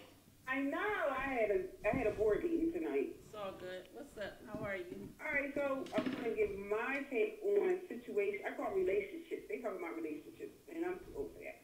All right, so I tell any guy that I'm into, unfortunately, my heart and my vagina is connected, so I can't even go here with you unless I get a clear understanding of what's about to happen. So there's no casual sex. The guy knows going in what's about to happen, what I'm expecting from this thing. I don't want to be with somebody and just fucking. I know what sex feels like. That's not a plus for me. The plus for me is getting to the relationship part. That's what I want. So just having casual sex, that's not going to happen. I'm not doing that. No. I respect that. Okay, so have you ever had a guy where he'll tell you that he's not interested, and I'm not saying right now, it could have been in the past, a guy where he tells you he's not interested in a relationship, but he turns around and he does relationship type things? No, I'm going to tell you what I've had. In my past, I've had people lie and present themselves as the person that they know I'm looking for, and then turn around and be the exact opposite. And that's the reason, and that's the reason why that's very, very easy, because I think a lot of times when it comes to relationships that people are quick to jump in bed and rather than making somebody work for it to really, really see if this is what they want. And that goes for men and girls, and like, you know what I'm saying? Like, I think we live in a age now where, you know, if you don't have sex with that person within a matter of 2 weeks, then you feel like that person is like, you know what I mean, I'm going to move on. Cool. So let me say this too. Even at my age right now, like you present yourself like, listen, I want to hang out, I want to have fun, and the guy is geared towards sex, and you know, it's like a tug of war. It's like, you know, I'm cool, I like you, but I don't know if I like you, that I'm interested. I don't know if I like you that much for you to see me with my clothes on. So even now, these guys in their late 30s and 40s, they act the same way as guys were when they were in their 20s. It's like the goal is sex. A conversation is fun, everything is laughing and fun, but it always goes back to the shape. Or you know, what they say, like little innuendos about sex. It can never be, and it's like, damn, do I have Really? an S on my forehead? Because at a certain point, it gets old and tiring. Then a guy like, oh, they say you act a certain kind of way. No, I just don't want to. I mean, I say this all the time. Sex is easy. Hold on, to know me is hard. Hold on, real quick. Know the person. I'm sorry. Hold on, real quick, Dimitri. Philly Hott. Hey, what's going on, Lex? Hey, who's this? This is Rob. Hey, Rob. Hold on, real quick. Alright. Let me finish with Dimitri real quick. Hey, Dimitri. Yeah, you got another caller? Yep. But go ahead. You can finish it. You can finish it. But that's it. No, I'm just saying. But I just want to let you know, sex is so easy. It's nothing. I mean, it's nothing to have sex with somebody. But to take the time to get to know a person and know who they are, that's the hard part. And a lot of people just don't want to do that. And when sometimes the guy will mask himself to represent who they think you want him to be just to get to that goal, which is unfortunate. And then that's where all that relationship stuff y'all start talking about comes into play. And But that's unfortunate. before I let you go, I want to ask one question. Do you think that that even that's starting to be the case because now the new age woman believes that she's just like a man and that she could just sex whenever she wants to? I'm going to tell you what I saw yesterday. Because sometimes I'm with my age, but yesterday I saw very nice looking women just acting like a bunch of, I'm like, what the fuck is up with you? What the hell's wrong with these girls? They just gyrating all over, ass all over one another. Any guy come up, the ass on them. So it's like they're not even, I'm saying like, they're not even making it hard for half of y'all. All you gotta do is stand there and somebody asses up on you. And I'm like, so in this time, it's like the guys don't know the difference between a real woman and the chick around the corner. It's just difficult. Sometimes a lot of women present themselves as a real woman, though. Facts. I mean, every woman, most they don't know. a a lot of women, and I'm gonna call them women. Hold on, Dimitri. Ignorant way with their penis, unfortunately. Dimitri, Amir got something to say. Go ahead. It's rare that I hear any woman say that she's not a real woman or a queen. I think we all gotta pick ourselves apart, men and women. You can slide the ego to the side, slide the degrees to the side. You know what? Let me say something about that queen stuff. Because if people really knew what a queen was, a lot of skin color doesn't guarantee your queen. Your skin color doesn't guarantee you being a king. And so people throw that around so much. I don't even know if I want to be in that group because I didn't see a bunch of queens last night. I didn't see that. Where were you at last night? I can't tell you where it was. Oh, Lord. But she was there. All right. Yeah, I mean, there you go. She was there. It was like, wow, this is what they. But see, that's what I said earlier when PDQ cut me off, right? You have a lot of women that when they get a certain age, they feel as though they're going to time out, and they start acting insecure, Women and they start wow. picking up the characteristics of a young girl. They know that guys like the girls that's popping, they doing certain things, the twerking, the this, and she having fun and all that stuff. Let me be honest with you on that. And I hope some young girls are listening. They'll fuck that girl, but they not really making no home like that with a chick like that. They'll fuck that girl. Because I'm telling you from the conversations that I had and from the things that, the experiences that I had, they will fuck that girl. Yes, they will. But let their main person act like that, they have a damn fit. They don't want their main chick out there acting like that. Yeah, in the street. They'll have the door on the side. They don't care how she acts. So, but in the house, they want their significant other to be the woman in the house, represent the house. They don't want that. I'm kind of thinking that men are coming away from that, but hold on, Amir got something to say. Go so ahead. how do we get? We all know what the problems are. We know, finances, the education, the communication. How do we get to a point where we get better interaction with both sexes? Hold that point, Dimitri. Hold on. Watch on the Facebook Live. Let me see what Rob got to say real quick. Hold on. Okay, cool. Sorry, Rob. You there? Yeah. Hello? Yes, sir. What's going on? Am I on? Yeah, you on? What's going on, brother? What's going on, bro? What's up, dog? What's happening? So real quick, I think the first thing that we need to understand, I'm just going to speak on the men part of view. There's a big difference between what a male is, what a boy is, and what a man is. A lot of situations that I hear, like the young lady prior when she was saying that the brother was lying to her, whatever, that has nothing to do, in my opinion, with a situationship or casual sex. To me, the number one thing that stands out is the level of understanding before shit even jumps off. So, for example, if a shorty like, look, my man booked, he gonna be home in a few, but I need somebody. Right now, that's the situation.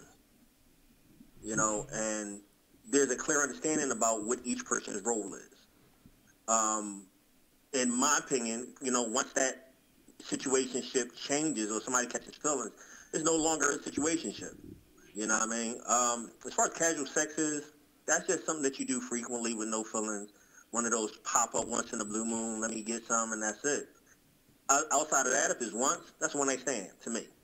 A lot of times we don't have those, it doesn't seem like we have those options because everybody has this false persona about what they want and not what they need.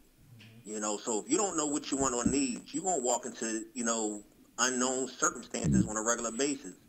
So I think it starts with, good communication, understanding what you want, and really just being straightforward. All right, bro, wait, let me ask him a question because I always love to ask this to all my fellas and anything when we talk about casual sex.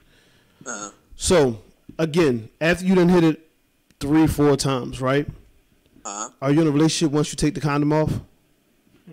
Well, first off, if I take my condom off, then we are in a relationship. Right, but I'm saying how many niggas that be in these little casual things with girls they keep on saying smuts or whatever the case may be, and then they take the condom off.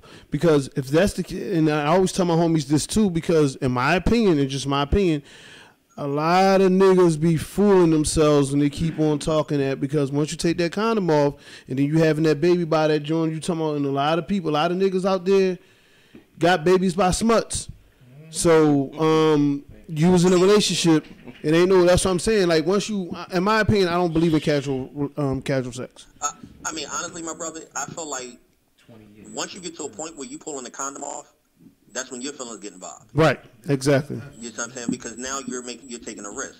To me, you gotta have feelings in order to take a risk. I think there's a lot of people that will just turn around and Take try. the condom off anyway. Yeah, they try to go in without the condom. I'm told You know that's what I'm the saying? norm now. Like yeah, like What it is. Look, I just showed you that joint with the girl just said on Facebook. What she said? what she say? She said that the boy was asking, can you take the condom off? And she was like, sure, go ahead and enjoy it, something like that. Like, but this is what, like, a lot of women don't understand that as men, a lot of women tell lies to themselves too, because everybody wants to be a respectable woman, right? They really do. In the public eye. In the public eye, but here's the crazy thing. And then in the public eye, they do things that, as men, we look at as not respectable. So You know what I'm saying? If you don't mind, my brother, I might make some people uncomfortable about what I'm about to say. No, but go ahead. we Do your gotta look at thing. things in a different perspective. We gotta look at the sense of what's going on in today's day and age. You know what I mean? You gotta, a lot of our brothers are booked, so that takes down, your pool. You got a lot of brothers who like other brothers, not knocking it, but, hey. I'm knocking it. From, that pool too. And when you really look at it, my uncle used to always tell me, if one brother standing on a corner and 100 women walk by, and out of that 100 women, 60 of them women, answer to yo bitch, come here. Guess what? His ratio is working, so he gonna keep doing it. Right. So what happens is when women start getting to that point where they're like, yo, nobody's really coming at me. I'm a good woman. This, and that. They start conforming to what everybody else is accepting, thinking that that's going to get them to be liked. A good thing is you got to learn how to be by yourself before you can have somebody else be with you. So until that happens, you can't teach the next man how to care for you, how to love you, because you really don't know how to do it yourself. And that goes for men too. I'm a single pop. I got 2 degrees working on my 3rd. And I ain't going to hold you. I'm picky as hell, but I'm also shooting myself in the foot because I'm too picky. It's not about cultivating and moving forward. My biggest issue is looking for somebody that's right now, not knowing that I might have to help build and she may have to help build me. So, Oh no, I'm picky with you. I ain't help building shit. Okay. Not help building Brother was shit. saying, no, that was honest. Yeah, that was honest, but I'm with you, bro. Like, no, you ain't got the. Only thing I'm saying about that is that because a lot of times I think as men, we tend to think that we have to lower our standards in cases, and we don't. Like, you know what I'm saying? There's a lot of women out there that are very, very intelligent and that are on our levels. And it's just like, I think opposites attract. I think good women love bad men, and I think for some reason good men love bad women. And I think that's the reason why I just don't think that two good men and a good man and good women, I just don't think that they see the excitement of just building, coming home and doing what they're doing. But I'm just saying about me, I'm not building nothing. Like, I build enough Legos in my life. Too, like, women are so used to dealing with these little boys that they have a hard time differentiating the two. Right. So when a real man steps into their presence to take up their space, they're uncomfortable. And so what happens is they don't really know how to take to it because they're comfortable with the little boy because he do certain things that they can adjust and can control. But when you got a man that's in your space that he ain't doing those things that the little boy do, now I don't really know how to take that. So I'm going to run. You know what I'm saying? So you can find situations where you can find a chick that you dig and you really want to be in her space, but she ain't trying to have it. And so she'll do something like run or find a way to dismantle that relationship that you're trying to build with her because that's what you want. So. Real quick before I jump off, because, my daughter looking at me like I got to cook real quick. But, honestly, we as brothers got to uplift each other.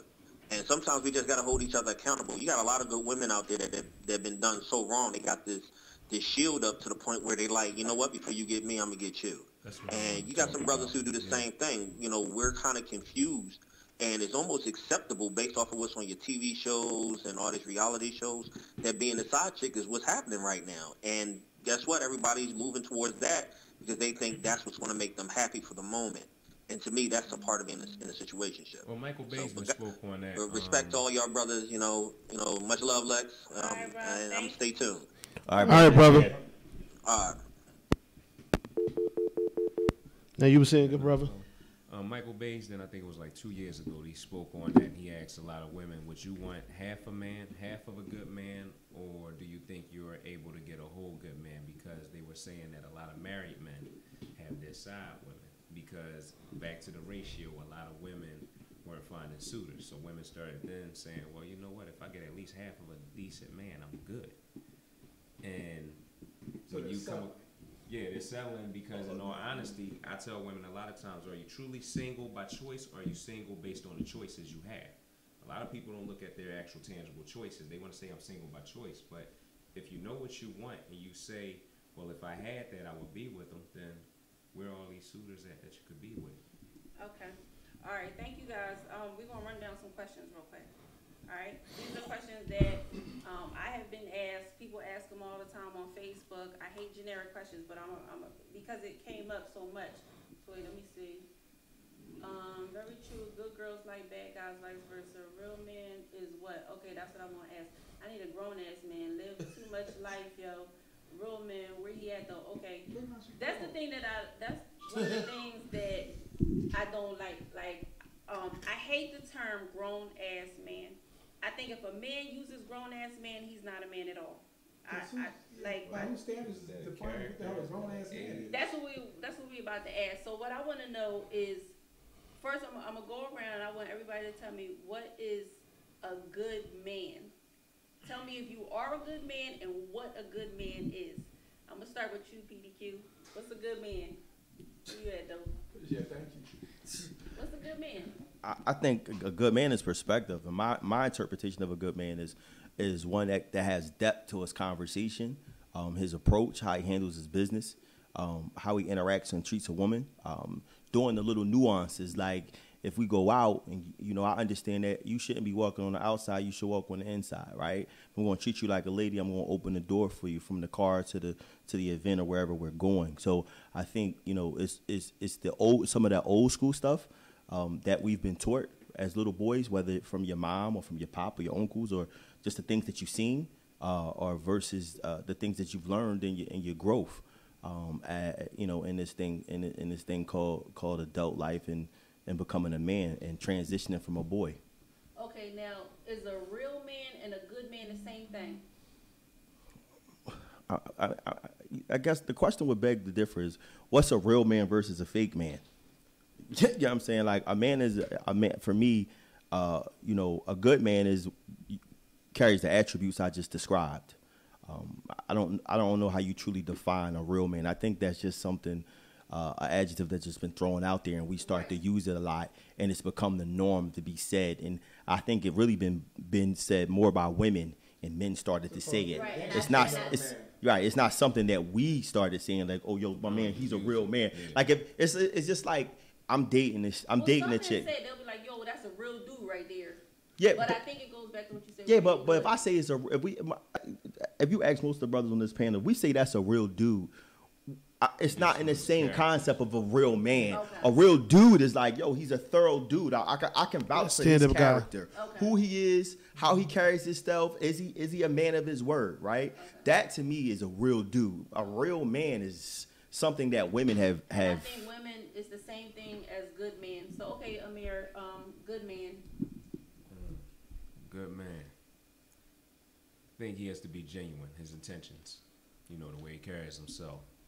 I think you can make mistakes and still be a good man. Mm-hmm. You know what I mean? That's inevitable. It's what your intentions were during the time when you acted on whatever it was. Were your intentions good, or did you seek to manipulate others? If you had somebody who's constantly manipulating, nah, he's not a good man. Okay. LeVar?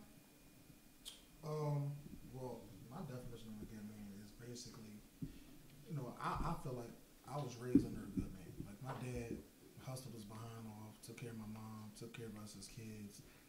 Household was taken care of. I don't do that whole 50-50 thing. That's just how I work. My dad would whoop my ass if he knew that my chick was giving me half of the rent. Right. Or, my thing as is he should. The household, the man takes care of the household. Man takes care of his kids. Man makes sure that everything is I mean, that's just how I was raised. I would feel uncomfortable Like if I was asking my chick, like, yo, so you got the rest of the rent? Right. Like no, I mean, so I mean, a good man is his character, I mean, how he is in life. You know, how is he mentally? Is he about getting his bread? Is he about, you know, making sure his family's cool? Is he about making, like, even being loyal to his homies? I mean, down to it where you don't switch up on people. Like, one thing about me, I've always stayed the same. And not stay the same, like, you know, I'm not talking about, like, oh, you know, I'm still around the same people I grew up with who was, you know, no good. I'm talking about, like, I never switched up. Like, I never was this little type of person.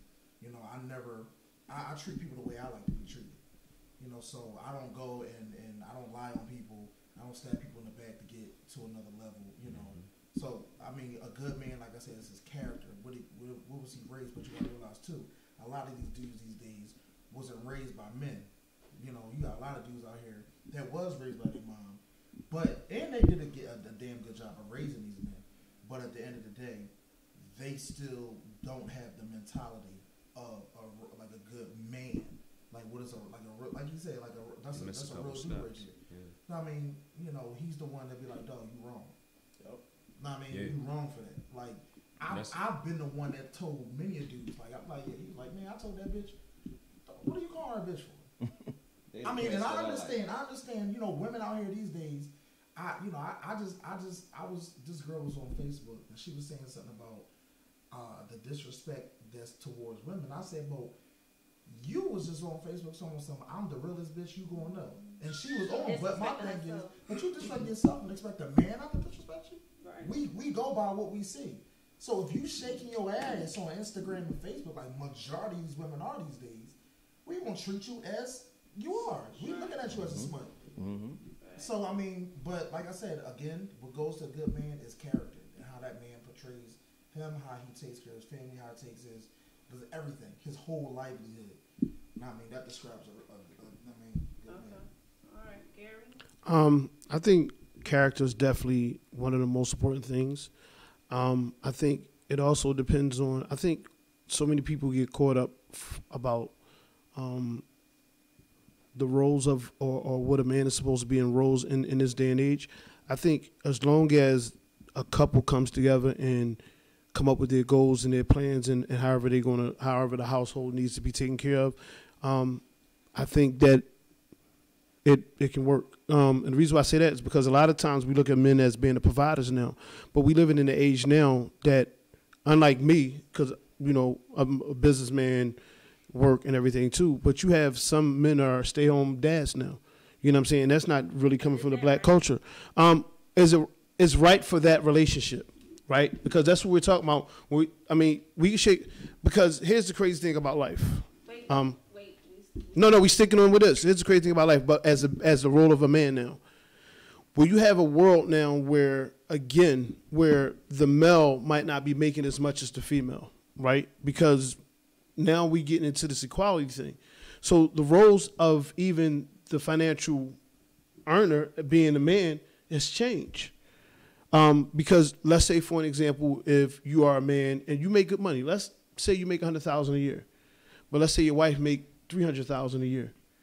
Now, she might want a lifestyle livelihood where she wants to live in a house that costs more than you being able to make $100,000 a year to afford. So as a man, you do what? You know what I'm saying? You can go out there, bust your behind, and still do whatever you're going to do, or as partners, y'all can go into the situation and say, this is our goals, this is what works for our relationship and our family, and then we can go there. See, my whole thing about people is that we have to stop. The man defines himself based on a relationship with what he's in. And that's what we have to understand about what a good man is. Like, I don't know, because I've been around a lot of people in my lifestyle, in my livelihood, where things change. I mean, I've been around hustlers and drug dealers all my life. So they were afforded like money out the behind. Whereas now you take a man that goes to work every day and his money is not as plentiful. So you have to, I think a lot of people go into situations with a pre-notion or pre-mold of what a good man and a good woman is. And I think when two individuals come together, they have to see what it is that their goals and how it matches, and then develop whatever it is that they're going to develop. So that's just my opinion. But I don't know what a good man is because, you know, a woman can say her man is good. He can beat the shit out of her every day. That's true. You know what I'm saying? And then she can have a man that doesn't beat her, provides everything to her, and then call him weak because she feels as though he's not strong. So what is a good man? What is a real man? It's all defined in the individual. So I don't really like to say what's a good man or what's a wrong. I mean, because I don't know. I'm being honest. But me, I think I'm a good man. That's why I'm single. Anyway, all right, let me take a pin right there. So Crystal said she needs to know what a good man is. All right, so Dashia says substance. Marcia said, I was responding to the gentleman talking about women dating boys and not used to a real and mature man when he comes around. All right, Robert says a good man is versatile, open, flawed, with the ability and willingness to grow. Crystal said, that's what I mean when I say I don't want a man that's not thorough, okay? Thorough. That's, see, again. Marcia said, Wait. Stop there. She said thorough. What does that mean? It's her terminology. Yeah, but the same thing what you were saying. Okay. It's how she gauges it. Marcia says, not to me. You can be real and not be good. Real to me is honest, upfront, true to his word, genuine, etc. But you can be a criminal or a hoe. Okay. Crystal says, true, Marcia. I need a balance. I don't know. Marcia says consistency is admirable. Roosevelt says a good man has a heart, time for God and family. Everything else falls in place. Just his opinion. Derek says a real man should have a relationship with God also. And then Marcia says, what does the author write about? That's you, Rich. Oh, what do you write about? She was everything I was was coming. reading it right. She wants to know what do you write about. The irony is funny because the name of my book is Fear of Becoming a Man. So you know that, and I got That's why he was invited. I got a new book coming out called Black Men Decoded. So okay. All right, so now we on to Damon. What I think a real man is, if somebody was asking, am I a real man? Yes. But what my interpretation or my impression of a real man is may differ from the next person. I believe, as some of your people actually mentioned, a real man is somebody who has substance. If he has a family, is he going out there to provide for his family, is he taking care of his family? What type of legacy or name is he leaving for himself? Is he a man of his word? Does he do everything that he has to do to basically be an upstanding man? If he trips and he falls, is he willing to identify and recognize that I'm a man, I'm imperfect, I made mistakes, and is he willing to grow and correct those mistakes? Because in my opinion, if you make a mistake and you're not willing to identify it, then you ain't worth shit. Sure. That's my opinion. You're not willing to recognize what your shortcomings are, and you're going to always end up being short. Now, I know somebody made the statement, what's a real man? A real man can be somebody who's either good or bad, depending on what side of the tracks you're on. So, real quick, I'm sorry. You just gave a definition when you said it. You said real man. Did you mean good man? Good man, yes. Okay, all right. Thank you. All right. Good question. All right. A real man, basically, if anybody's from the hood and they say, that's a real dude over there, that could be the dude who's not willing to snitch on somebody. He's not willing to, he's willing to go to jail for somebody. That's a real G right there. Why? Because he's willing to go to jail for somebody? And leave his kids? Because he just did 5, 10 years for somebody, that makes him a real man? Nah. A real man or a good man on the other side is somebody who's going to be there for his kids. Whatever he has to do to make a name for himself, to be there, to be dependable, to be loyal, to be upstanding. If he has a woman, he's going to do all that he can for that woman to make sure that she's protected, not just physically. Is she protected emotionally? Is she protected spiritually, financially?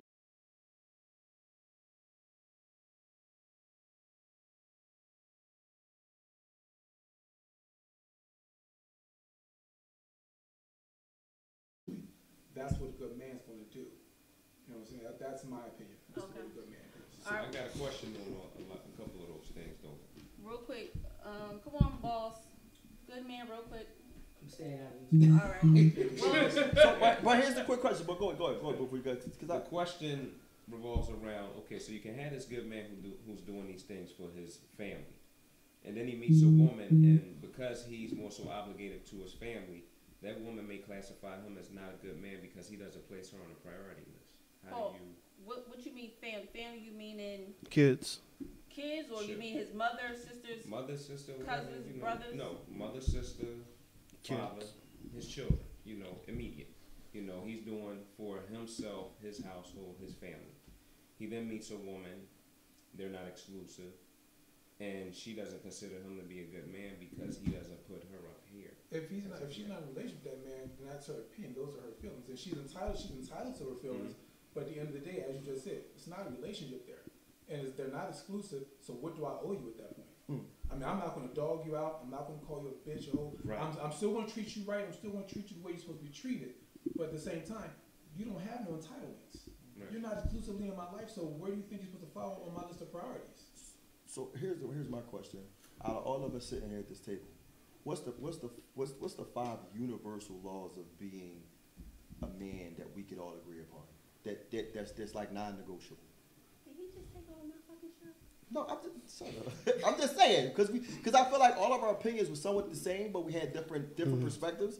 But with like because character was a thing that we all said. Let me ask this before you go into that, right? Can you be a good man to one female and not good to another, or are you good all across the board? I think that's your personality, that's your character. I don't think if you're going to selectively be good to this woman right here, be an asshole to this one right here, then there's some confusion that's resting inside you because your character is going to determine who and what you are. The man needs to be able to make his own decisions, not be coerced to make decisions. So, let's go here. Oh. Yeah, because I don't care if a girl came in here, right now with a whole business suit on, and I say, hey, how you doing? You know, or whatever the case may be, I'm gonna treat her respect. If a girl came in here with a half-ass dress on, with the highest heels, looking like she about to go to Onyx, I'm still gonna treat her with the same respect. I agree with that. Because at the end of the day, she's still a But woman. see, because that's your character. But I that agree comes, with that. to me, I think that's more of the character of a man. When we say, I want to say when a female says a good man, like your character plays a part, but it's not just your character in the good man. Because I think when a female says a good man, and I don't use the terms, I don't really know, but I'm guessing what I read and some understanding conversations that I've had is like good man meaning that relationship good. You know, what you do in the relationship. But you won't give that same, you won't put in your all for somebody who you know not going to be around long, or if she do come at you like a smut. So if a chick come up like, yo, I'm just trying to fuck. You understand? Like, you want to be a good man to her, or you just want to fuck? I'm not doing either. My character's not going to change. I'm just giving her what she asked for. Right. I'm not going to go out again. My character's pretty much going to dictate. I'm not going to go out of my way. I'm not going to be an asshole to her. I'm not going to treat her. Basically, it's what it is. What the circumstances are. If she understands the position, the part that she's playing, that's what she's going to get. It's not going to be no more, no less. My character is not going to change based on what the circumstances are that are being placed in front of me. And the reason why I don't like it, because I think when people turn around and talk about good men, it's just like, did he hurt you or did he not hurt you? Well, He fucking hurt me, he's not Good good. man. He didn't hurt me, so he's fucking good. Like, that's why I don't agree. And he didn't hurt you yet. Right. Again, I think every woman who's in love with a dude been hurt by that dude. even a good man can hurt female depends on the situation. Yeah, that's a myth. You got the no tolerant A guy. good man won't He can hurt be a good man, but he It'd has be no easy for the tolerance. good No man to tolerance. hurt you. You got the guy that tolerant. Marcia trying to flirt. What you said? She said she likes his style. Whose style you like? Maybe it's the author, but What? Oh, hold on. How you gonna come off the water and point right at me? Like it ain't all of us sitting at this it's the same table. person that asked what you write about, so I'm just saying, I think it's all about you. But, you know, so all right, so real quick, I'm gonna run through some questions because I had some people ask me some questions real quick. So let's try and do it like yes or no or whatever. Do you think your relationship with your mom played a part in the relationships that you choose, the women that you choose? Yes. Yeah, I definitely agree with that. Yeah. Definitely. No. Yep. No? Okay. Have you ever tried to date a white woman? Yeah. Would you date a white woman? Did I? If you asked me if I ever What smashed one, I've I've smashed a couple. thing. But would I date one? Like bring her home, be like, yo, this is my chick? Probably not. She gotta get that. You brought her home? You know, I dated, I mean, when I was 22, like, we went to school together, but I Okay. mean, my mom raised me, she was like, listen, love is love. I mean, my mom, of course, I'm pretty sure she would want me to. Be with a black chick, but she Yeah, cool I with did it. before. She brought If home. I brought up, I mean, All right, we go press for time. So Amir, what you say? Yes, no, Gary? Have I ever dated one? Yeah. No, I smashed one before. No, That's I it. haven't. You would, so it's not like a thing like pro-black, want the black family? No, but that's me. Okay. That's Does where your I'm at. perspective of a female change based on how long she takes to sleep with you? No. Does your finances govern how you date in the relationships that you get into? Facts. Yes. Let's go back to that one. Yes. Which one? How long she take to sleep with you? It wouldn't change. Nah, Because because you you like know how things are now. How you gonna judge that No, person when nowadays you rocking because- out doing what you doing? Right, exactly. Because what I'm looking at it is like you may sit there and say, "Yeah, I ain't doing this," but then you see her on Facebook twerking, and I'm like, "Hold up." That's different. That's totally That's different different. from But what I'm smashing saying- her though. Like, what I'm saying is, you still in a relationship, and you like, "Oh yeah, you out with your girlfriends now, you coming in late." So guys, you still think about Yeah, it. I We think still that gonna really think about how long it you does supposed to be- play a part. play a Because part. if she sleep with you quick, you're not gonna ever think to yourself like, If she damn, can she sleep- if she should can be be really fucking un- everybody No, else she can really and be stuff un- like But that. dude She gotta really judge be into himself the though chemistry. too. Huh? The What? guy has to judge himself too in that situation. But she can really You be into the can't chemistry. just. It's a double She standard. might really We like all you. know it's a double Yeah, she standard. might Come really- on. But she at the might same be like, time, yo. if I don't even know her last name and I'm smashing, this ain't no future. She in can this. really be like, yo, I'm gonna fuck this nigga tonight. Cause this dude But done do you- did everything that But I wanted. are you to are you do. gonna make her your girl? Yeah, that's but what I'm saying. I Like, done seen situations. I've known a couple cats that met a chick, smashed a chick, and that ended up being this chick, and he ended up marrying her, and she wasn't a whore type Yeah. chick. Like you can be Dynamics. you can be just a thorough ass dude, and she see you and meet you, Right. and it might not be her norm, but just how you flow, cause it ain't what she used to, Right. and she give in. Yeah. Shit happens. I know a couple Dynamics girls. popping. come There again? you go. Dynamics. Yeah. If you meet somebody and the dynamics there, you guys are vibing and you're on the same page, the chemistry's there, you don't know what'll happen. Man, I'm So y'all grown. can smash the first night. Look, I'm So grown. you would I ain't trust got time her. to be You would playing. trust this person. Because you just don't. I mean, at the end of the day, like I said, like we all said before, at the end of the day, she might just really think you that nigga. When you meet her like, at, makes a damn, like, difference too. huh? The situation when you met her at. Makes a But difference. here's what we don't talk about, Not right? even that, because I met a thorough ass girl that was at Onyx, but she was there for her girlfriend's birthday. So, yeah. And she usually don't do it, but she was like, I'm here to But, support my okay, girl. but here's what you said with that. It's her girlfriend. So why is her girlfriend the person that she's gonna go to for advice? The person that she talks to the most. They already say that We got different you- levels of friends, Lex. Right, we Yeah. do. You got friends And that might that just be the he one that pointed she's out like, earlier, all the right. people who we different grew level. up around and so She been forth. begging, You got you different gotta people. come, you gotta come. We're He's like, talking all right. about females here. It's Oh, not Lord. too many levels in the female thing. You got ain't shout some y'all. that's cool, Then- but you got some like really and truly. It's her circle. This is who she's going to be talking So to. men are naive. then. So if you think about it, what do That's you what mean? she said What you here. We mean you're naive. naive? Well, I know, cause I know a couple girls that have girlfriends that's wild and ratchet, and they don't hang out with them. But They might it's the fact that okay, we occasionally- went to school together, or Yeah. you know, I just. You I know, got a wild or and she ratchet comes out to girlfriend. my, You she know what comes she out to told my me? event. What'd she tell you? Yesterday we was talking. We just happened to be talking. She was just like, I should try anal sex. Just like that. You should start fucking in the ass, taking in the ass. And I'm sitting here like, That's what? like a mature The fuck? conversation. She bored. Yeah, she probably want to try something. How does that make No, her ratchet, though? she does. I mean, just from She was trying to tell you to overall, do she was telling me to do it. Oh, she but told you. my thing was kind of like, what the fuck? Like, first of all, where the fuck did that come from? You know what I'm saying? And then it was just like, So yeah, y'all was in the midst of a conversation. She said, "Yo, you should try We to were- fuck in the ass." we were actually, it was like a conversation that kind of just went on from one thing to another. But we were talking about a dude with a little dick. And then it was just like, well, if you want to talk to a dude with a little dick, let him fuck you in the ass. So Well, there I was think substance. that was already So there was on her substance to this conversation that you negated to say. You just said she jumped out and said, "Hey, you should get fucked in the ass."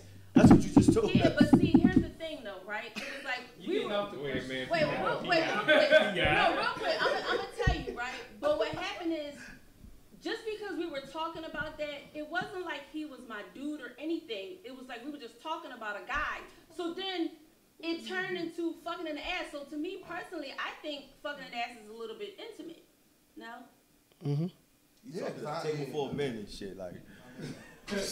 Say it again. I'm not. I mean, I'm not a big fucking ass like dude. Like I ain't gonna hold you. Like that ain't like. Don't put your fingers near my ass. Well, let me change it then. I think maybe not for men, it's not that intimate, but I think for females, don't you think it should be intimate? Like you would actually, if a chick just turned around like, yo, I want you to fuck me in my ass, like is that a normal thing? I had that happen to me in college. I ain't even gonna hold you. That's all she wanted. Real rap. A white girl? Black, and she said she liked it. She said she got more pleasure from that. I heard Like that. it was like, oh shit, like I'll never forget that shit. So you went through with it. You know I did. I couldn't back out.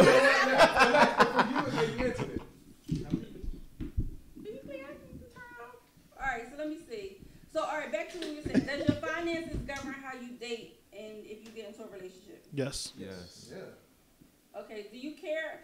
So, alright, so that's something we can talk real quick. It's like, so when you tell a girl, like, I'm not interested in a relationship at that time, do you express to her that it might be your finances or that should just be enough? No, I'm not interested in a relationship. Okay. I ain't gotta go down the line. Why not? I just know I'm being honest with you. Like, listen, Yo, looking for a dude. And real quick, back to your thing, what you were saying earlier. The other thing we always forget is we attract who we are.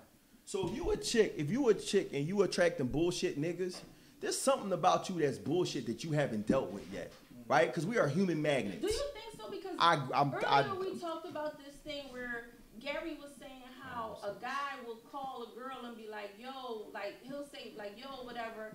And then it's like the women that were trying to be good, but then she realized that she's not really getting that much attention and that much play. So she starts to change to what's happening, the norms, right? And I think that's possible, but my personal opinion, I just feel like we are human magnets. We give off a certain level of energy from ourselves, and we attract certain people to us. So the people we attract to us is something about us that attract that type of people, that person. Like all of us got a particular type of chick that we always grind. If you ask any of us sitting at this table, there's a certain type of chick that comes to us all the time, right? And I believe that's because it's something about us that give off that. You sure you don't think that it could be? No, I believe we human magnets. We give off the. So what did you give to my friend Marcia from over the phone? What? Going left again. Ass fucking is very intimate to me, says Marcia. Spouse reserved for a long-term relationship. So that means you gotta wait, PDQ. Yeah, but Trailblazer. A woman knows within 10 minutes if she'll sleep with a man who holds out for various reasons. Facts. Surely do. I don't know about. Listen, I'm gonna tell you. You know, the next conversation you need to have is the difference between a woman who wants to be married and a woman who just wants a marriage. Wow. Wait, that's what? heavy. Because you got a lot of women out here. That's heavy. You got a lot of women out here that just want that fairy tale wedding. Who just wants to, because I can't wait to wear my gown and do this and that. But they don't even want with the marriage. They're not ready to, okay, I got to come home. I got to do this. Oh, no, they just want to show off. They want to, there's a lot of women out here that just want to, you know how they say, oh, dudes they chase the kitty? Majority of women chase the ring. They just want to, they want that ring on their finger so they can say, wave to all their girlfriends, I want it. And as a divorcee at the table, here's what I say. Most people don't even recognize that marriage is another level. Yeah. One thing I hate to hear people say is, oh, me and him we've been together for 12 years. It's like we've been married. No, boo-boo. It's like a nigga playing college basketball, right? He could have been a shit in college basketball, but if he don't make it to the NBA, he can never say he played for the league. Right. It's a fact. So marriage is a different level. I've seen people be in relationships for a long time, get married, and be divorced in a year because there's another level to marriage. Marriage is not. That's why most guys would rather have that girl for 10 years than put a ring on her. Because guess what? Majority of women change after that ring. After that, I do. Oh, because the chase is over. Now, do you think the man changes too? Like in his mind, it's like, okay, now that you're my wife. He has to. Men, 9 out of 10, men kind of change towards for the better. Yeah, we have to. Because now you got this mentality, oh my God, I got to pay him. Majority of women is, oh, well, I got the ring. you know, I had the fairy tale marriage. Yep. Now, let me sit here, my hair looking hot, mess with this. When we were just boyfriend and girlfriend, when you came to the crib, you done up. I mean, you made sure that you cleaned up at least before everything. Now you at the crib, you like, you up there with your feet all out, hair all puffed up. Oh, what's up, nigga? You ain't get your feet nails done in 2 months. He always had dinner, waiting on when he came over your crib. But now y'all married, it's like, oh, what's up? But then you're mad because if his eyes is going somewhere else, if his eyes is going to that chick that is taking care of herself, now all of a sudden you don't even get your nails done like you used to. That's a heavy question right there, though. Like that, I mean, in and it's of itself, it's a heavy question. It gets down to the character of the person. Women can't understand why men cheat, right? Because most women let themselves go. Most women stop doing what you did for your man. Most women feel like, oh, you know, like I said to Chase, I don't have to do this anymore because I already got this. No, you need to continue. You need to be even more freaky for that dude than you was, because at the end of the day, now this is the only pussy that he getting. And if we put this weight on together, and I be like, babe, let's go work out. We need to lose this weight. Don't give me the fucked up look like, oh no, I'm good. No, fuck you ain't good. Oh, I'm gonna hit this gym because Michelle, she looking good with a motherfucker hitting them squats. I told you to come to the gym with me. Basically, like when you're at your job, if you're at your job and you do everything you can to get a promotion, you don't fucking stop working. Yeah. Right. Because you're gonna get fired. Right. So the same thing that you're doing to get that relationship, why when you get into a certain level or you get into the point where you're happy, you stop doing what you did? Because it's the chase. It's that chase. Yeah, man. It's that chase. I was married for a few years, and it's weird because I had dated for a lot of years and we got married, but just unfortunately I got married young. We just went different directions. And so when I got older, it was just like, all right, you know, I my whole 20s spent married, so I didn't get a chance to travel as much as I wanted. When I got to my 30s, I was like, damn, I really like traveling. My wife, my children's mom, she didn't like all the traveling. So, you know, we had different religious beliefs, so there's a lot of things that disrupted our dynamics. So basically, we're still friends, we just went different directions. And that's the thing. When you married, man, there has to be a level of understanding and growth that we need to be able to do together and as individuals, right? Because we married now doesn't mean everything we need to do together, right? You have to be able to be in your own dynamics at times, and I have to be in my own dynamics at times. When we come together, we can talk about our dynamics as a unit, right? So for me now, it's kind of like if I decide to get married again, there's a different type of conversation I need to have with you before we even have it. I can, you know, be talking about saying I do or giving you a ring. Your level of expectation is going to be different. Yes. You might talk about your finances, what your credit look like, where we're going to be in the future. Are we planning on building this? We planning on going to this point? Do you bring your mouth to your family every time? Oh, yes. You bring your mouth to your girlfriend. If we argue, handle our differences in the home first before you go out and start putting it out. No, you shouldn't. It shouldn't lead a door. If me and you beefing, when we get in front of your folks, we in love. Yep. Facts. Because we a unit. Yep. We are a unit. What? Let's be honest here. I mean, majority of women mess up their relationships because they can't keep their goddamn mouth shut. You can go learn to shut the hell up. Your business and what you do and what's going on in your household. If your dude hit rock bottom, that your girlfriend should not know that. Yeah. I'm sorry, your mom should not know that. Your cousins, because guess what? When that man is back on his feet, only thing they're gonna remember is when he was hit rock bottom. That man, please. All right. It's funny. I was listening to Kevin Hart's book, right, and he said some shit in there that was like fucking real. When he was dating the chick Tori, and he was out here grinding, going back and forth to New York, he said he banged up 2 of her cars. Her mom and her family was like, he ain't shit, he ain't never gonna be shit, he ain't never gonna make it, he up there fucking somebody. That's what they was telling her. Boom, look where he at now, look who he's become. You know what else is that? You ever see the movie with Taraji P? Acrimony? No, I heard it was bullshit, so I didn't. No, it wasn't bullshit at all. It wasn't. It was just about that, because what it was is that he was actually a very brilliant young man who he had a small criminal record when he was younger that stopped. He actually graduated top of his class, but because of his record, they denied him his. So he came up with a battery. To make a long story short, he worked on that battery throughout the whole relationship, and again, they depleted the funds and all that stuff, but he was actually working towards it. He kept on going out there, pitching it, whatever the case may be. And make a long story short, the family member was saying just what we were just saying, telling him how bad of a man he was. To make a long story short, even he sold his thing, gave it $10 million, bought the house back, and then she just went crazy on him. Like she tried to destroy his whole life, tried to kill him and his wife. But you got to see it because we was just talking about what you were just saying about even with Kevin Hart. Yeah, that's crazy. Crazy. Yeah, I liked the movie. I thought it was interesting. She gave it 10 million, didn't you have to give it that? You said not a good example, Crystal. All right. No, I was just giving an example of the Kevin Hart situation, how that was. Yeah, I'm with you. Next question. So, the finances. Do you care about a female's upbringing and your decision making for making her your mate? Not necessarily your wife, but even your girlfriend. Yeah. Not really, because a person can't be responsible for where they're born at, who their family is, what type of situation they was thrust into. I've noticed a lot of women that as they gotten older, and unfortunately, a lot of women have suffered some type of abuse.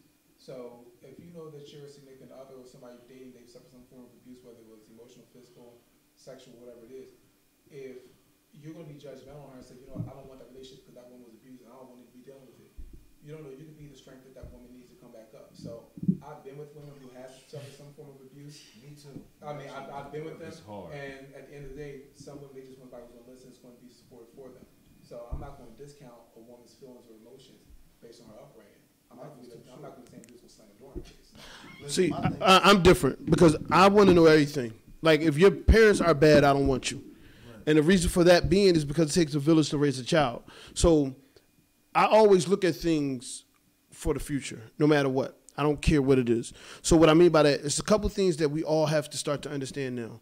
One, mental health is a very, very big thing. Yes. Right? So when I deal with a woman, I want to see your upbringing because if we end up having a child, my child is going to be around these people that's going to be upbringing. Not necessarily, because at the end of the day, everybody has freedom of choice. No, but that's what I'm saying to you.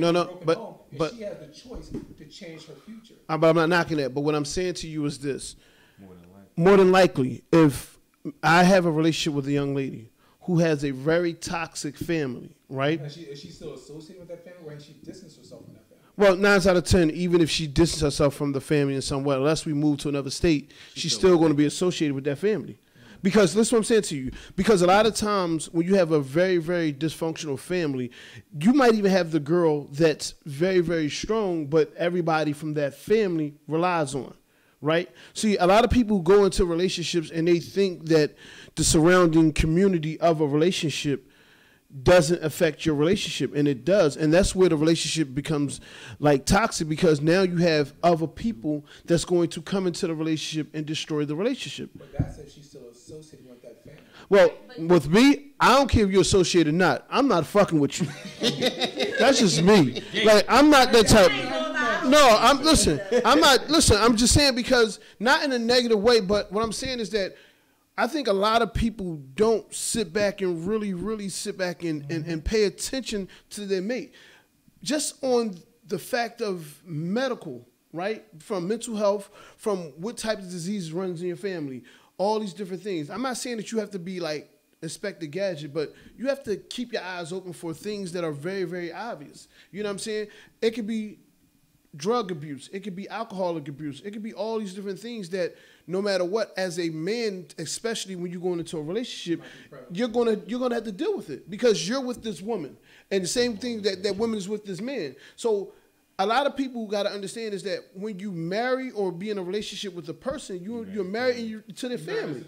And I'm gonna tell you something too. You know, a lot of stuff, especially certain mental health, certain mental issues, actually lay dormant until later on in life. Right. You understand? Like, you can have a person that has schizophrenia. The schizophrenia actually doesn't start until their 20s. You know what I mean? They'll get a trigger around their early 20s, and then they have that. But then you have some people who they have been abused, neglected, whatever type of family they had in their 20s. They kind of have this rebellious thing where they feel as though they're separate. But then when she gets to her 30s, she turned into her mom. She's regressed. You understand? She suppressed a lot of those issues that she had growing up. You know, they tell you when you like. You know, I do believe in the Bible, so I quote things from the Bible. And it tells you like how you raise up a child is or how they gonna turn around. It's like you can't even help it. You understand? So when she starts rearing her kids, it's either like she can deviate a little bit, especially if she got help, it'll be good. But other than that, she gonna start bringing a lot of that aspect. If her mom yelled at her, she gonna yell. If her mom raised her with like curse words and stuff, 9 out of 10, she gonna talk to you that way and her kids that way. The other thing too is in the black community, it's two things we don't ever talk about too. We learn a lot of black women were molested as kids. Yes. And it's heavy. It's really prevalent. It's not talked about. Yeah, and it's really heavy. And another thing too was, and that for me, that's something that's close to home, right? I really take that personal. And that's how I got into understanding that, you know, with my family, from my family. But the flip side to it too is I had to dig deeper and read something that said 1 in 4 men have been molested. Right. 1 in 4, right? And we don't never talk about the men. We don't ever talk about that. Count the numbers. Yo, but that's real. It's a real statistic. You know what I'm saying? I lost my virginity when I was 12 years old. I was 12, and I lost mine to the foster care child. Damn, hold on. Yeah, I think I was. And she was 17. Young boy. No, she was 18. She was 17, about to be 18. There you go. Yeah. But we don't talk about it as men because it's a sign. That's heavy. Man gets molested, he's not going to discuss it. If a man is in an abusive relationship, basically we talk, and I know this is off topic, dealing with domestic violence. If a man is in a relationship where a woman is abusing him, he's not going to talk about it to anybody. Why? Because he's going to make it feel as though he's less of a man.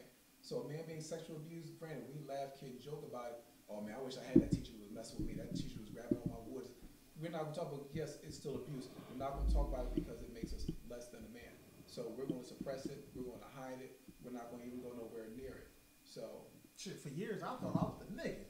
Because I abused, lost man. my virginity to a 17-year-old. Nah, you was abused, man. I mean, I know, but I'm just saying. She could have gone to jail. Well, yeah, but I'm just saying when I was, you know, I looked around and it was me. me growing up, in my head, I'm like, yo, like I was smashing old heads when I was talking. But let me ask you this, bro. How long it took you for that to really hit you? Like, fuck, like, yo, like she took advantage of me. Like, at what point did you realize that? Oh no, it was. I mean, it was, and when I realized, because I was like, I remember when the first time I actually busted a nut, I was like, damn, this feel like the same time when I was 12. Like this the same feeling I had, and that's when I started really. Shit, like, yeah, that's damn, heavy. Like, damn, this feel just like.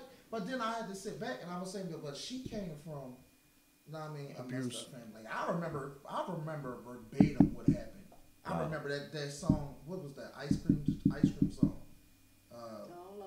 Chocolate Deluxe, Scoop my ice cream. I remember that was the Wu-Tang joint. That was on. That was on. And I remember I was laying in the bed and she was doing something. She just started dancing. Yeah, that's crazy. She was dancing and I was like laying there. The next thing you know, she just started kissing on me and stuff. Now you see so I was kind of like this when I was 12 years old. People thought I was like 15, 16. So I mean. I'm not making excuses for her. Yeah, but she she probably looked at it more like, oh, she ain't feel as guilty because she probably looked at me like, it's a whole nigga. Nah, she knew. Nah, I mean, but see, what happens is, and I was always mature for my age. They always so say it. Like, it don't even matter about that part. The ones that, when they get molested, they end up molesting. You know what I mean? It's like they say the pattern continues.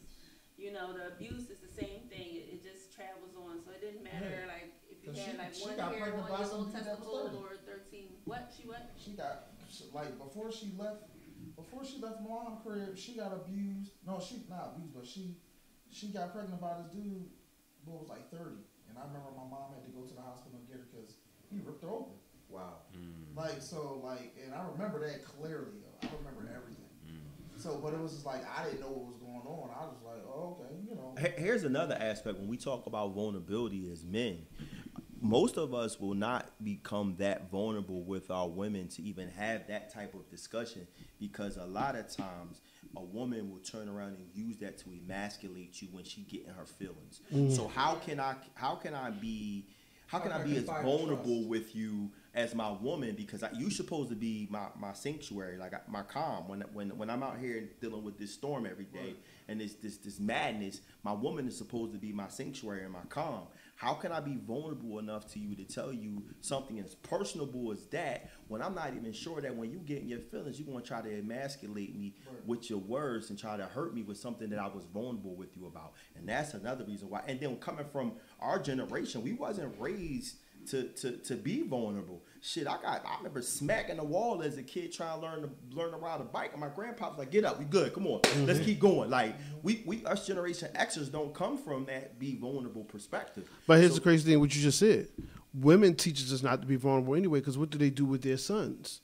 Shut up, you're not a punk. Stop crying. And I always tell women. Dads do it too, though. No, but I'm saying, but here's what I'm saying to you: dads do it. So when your dad do it, it's different than when your mom, because when another female is doing it to you, then you're learning not to definitely show that in front of your another female. Right. So the strangest thing about life is that we're, like you said, we're raised that to show emotions and even to speak about emotions is a sign of weakness. So when we get older, then women say to us all the time is that, oh, well, you don't express yourself. Well, we were taught by you included not to express ourselves, right? So, because that's what it is. So a lot of times with everything that goes on, like you said before about the inner city and how it works, we're taught, and the cycle continues to grow that way. Right. You know what I'm saying? Right. So it definitely, I'm just, piggyback saying it definitely is that particular one.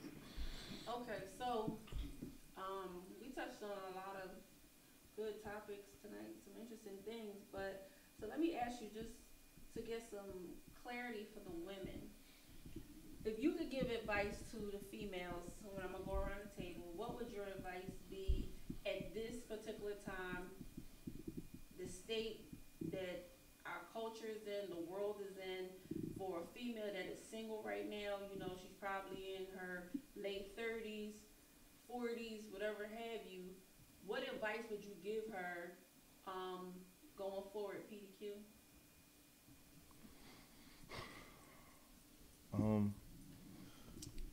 I think we said it. I can't remember which one of the brothers said it, but I think we said it. And one of the things I would say is set your standards.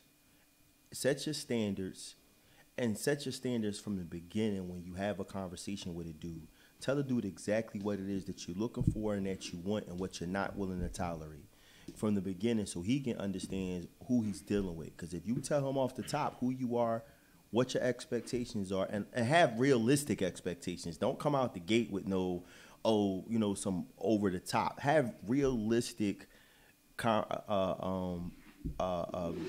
standards that a man can definitely fall upon, but respect you and value you for it, and be open and vulnerable enough to not allow your past to dictate your future.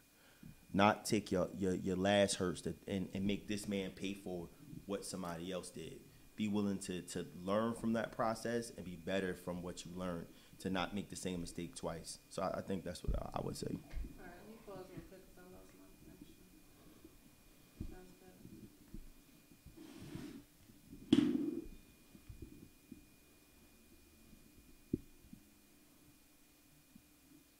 Sounds good. I really appreciate you guys tonight. Thank you. I'm curious to see what your feedback gonna be off of this after you get done. I don't even think we went that hard though. I think they got on lucky. Yo, I don't really think we did either. This was lightweight. I don't think they're ready. From some of the comments I was reading, it's like, I don't know, I just believe there's sometimes when women just need to just shut the fuck up. Damn, you took my answer. What did I say? You took my answer. I'm for real. It's like you can't listen, comprehend, and defend at the same time. You have to listen and it's to like sometimes they hear a word and they stuck on that word and that's it. And it's that like, trigger. But you know what else I recognize too? The more educated black women become, the less they value what we say.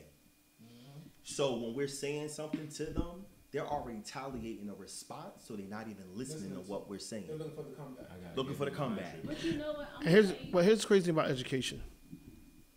It really doesn't have any value, because education only teaches you, for the most part, how to work for somebody else. Facts. And I'm educated. You know what I'm saying? So like most successful rich entrepreneurs never went to school. Facts. I say that all the time. Right. Most educators or people who have been have degrees after degrees after degrees, they always beg somebody for their worth. Right. So because they know what they define by the degrees. They defined by the degrees. There's this book called Black Wealth. I'm gonna shut up after this. And I'm reading it, and what stuck out to me, and I say this to everybody all the time. It said black people are defined in 3 categories. Poor blacks define themselves by tangible things: cars, clothes, jewelry. Middle class blacks define themselves by how many degrees they have. If you ain't got a degree, then you ain't really popping. Wealthy blacks define themselves by assets and what you bring to the table. Why is it such a distinction between wealthy blacks and middle class blacks that is so different? Or why is it that middle class blacks only define themselves off of their education and degrees? And the only conclusion I've come to is that white America has brainwashed us enough to feel like we're only better than the other person because of the degrees and the debt that we've acquired by getting their education. Which is one of the forms of the new hustle, too. You know what I think when it comes to females and their education? Not that they didn't want more in life, but I think a lot of them, because of their low self-esteem, they figured that if they get the education, they get the good degrees and the good jobs, it would help their self-esteem. But in actuality, it really didn't. You know, it's like, yeah, you're more educated, but then you still dating low. You still dating at your self-esteem. You still going down to the regular guys. You still going down to a lower level than what you would think. Where you saying like she's basically stupid because here it is. You got all these degrees under your belt, but you still waiting for the dude that's in jail. You still waiting for the dude that keep hurting you and keep doing all these things. But in actuality, it's because she never actually healed that missing part of her. You understand? She just found something else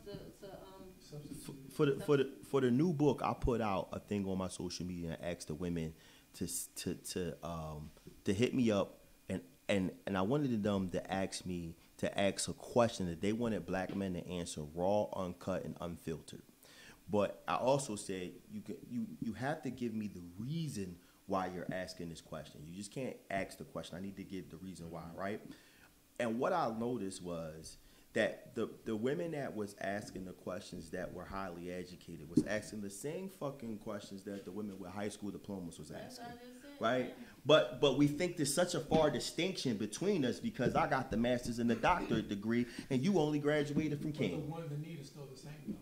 Huh? No, the one and the need is still the same though, regardless if you have somebody. No, it is not that. I'm telling you, it's her self-esteem. That's is what it is. It's like you feel. It's just like the poor person. It's just like what he said when he broke it down on the 3 things for the poor person. It's like you'll be poor, but you still want the hot car because you want to make yourself look outwardly better than the next man. You understand? So that's what it is. She went and she got her degrees, and I know it's gonna sound bad because it sounds like I'm taking something away from the ladies, but in actuality, it is what it is. Because at the end of the day, she's still dating below what most people would think is her education, her, you know what I mean, her status, whatever the case may be. And that's why. It's because she's still that same hurt person that is not healed. You understand? She still got daddy issues and stuff like that. So. Well, here's the thing too. Willing to come out and just say those things and be transparent. So, but here's the great thing. They don't know. All right. So I mean, but here's the thing I'm gonna say about that too. I think a lot of times too is just that it's with a lot of ladies who are very well educated. The reason a lot of people say that the pool of men are small for those individuals, and it's not. Is that they don't want to go after. It's like a man who has money. Like if you think about it, every man that has money. Why does he date downward? Because it's control, right? So if you have a man who has money and you have a woman who has money, it balances the power of the, you know what I mean? It balances it. So men who have money, like let's say rappers and anything, they love to date women who idolize them because it makes them into a god or which can figure. Women who are educated, right? They say they seek a man on the same level as them, but they don't because it doesn't give them the power. You know what I'm saying? Both man and a woman has to be strong enough to deal with the equal. Most people aren't. Men seek power. I don't think women seek power. No, women seek power all the time because guess what a woman would do to you, plain and simple. Listen, a woman would tell a man to get out of her house very easily. But it's not power that No, she's but looking listen, for. it is power because anytime it's when you say power, the power is like I always tell people this: if a woman has the financial, she's balanced power in a relationship when it comes to a man. Because a man, if he has the money or whatever, then that's his power against a woman. If a man doesn't allow sex to control him, he balanced the power in the relationship in there. Yeah. So when a woman have both the sex and the money, she has the control. Depending upon the man that she encounters. Right. I was just about to say But no, that. but that's what I'm saying. Thank you. But right. But what I'm saying about the man in encounter though, a lot of times she's not going to go after, right? That equal. The equal, because it takes that power away from her, what we was just talking about her status. Especially now. Right? Right. It takes that status away.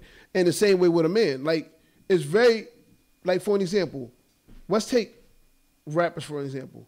Jay-Z is always going to be, to me, looked upon on a higher level only because he deals with a woman as powerful as Beyonce and he's able to be a man and lead that, right? But it's like Nicki Minaj. Most people that Nicki Minaj, on most cases, will date is a man lesser than her because she can control him, right? So that's what I mean about women with degrees. Like at a certain level of degrees, you can't say that there's not a lot of men out there with those degrees or even that are on the same level as you because there's a lot of black entrepreneurs and there's a lot of black men with degrees. You don't want those men. Or those men don't want you for whatever reason. So What I meant when I said tangible. right. Your tangible suitors. Mm-hmm. You were that good. But I also believe too, for as black men, that we can peak at our greatness, but we exceed our greatness when we meet the person, that woman that gives us Pulls that. out of it. Right. You know what I'm saying? Right. Jay-Z is greater than he was prior to Beyonce Right. than he is now, Yes. right? Right. She makes him a Better. more powerful man, Right. right? And then when you look at history in and of itself, no man has ever made the history book single. No. Not one. No. Even Hitler had a wife. Right. And they committed suicide together. Right. You know what I'm saying? So for me, that's how I think too. Like I could be out here grinding as hard as I need to and try to be as with everything I'm trying to accomplish. But I feel like, but if I meet that chick that really complements who I am, I can exceed that greatness because she's going to see it from a different perspective Yeah. of what I could be doing wrong.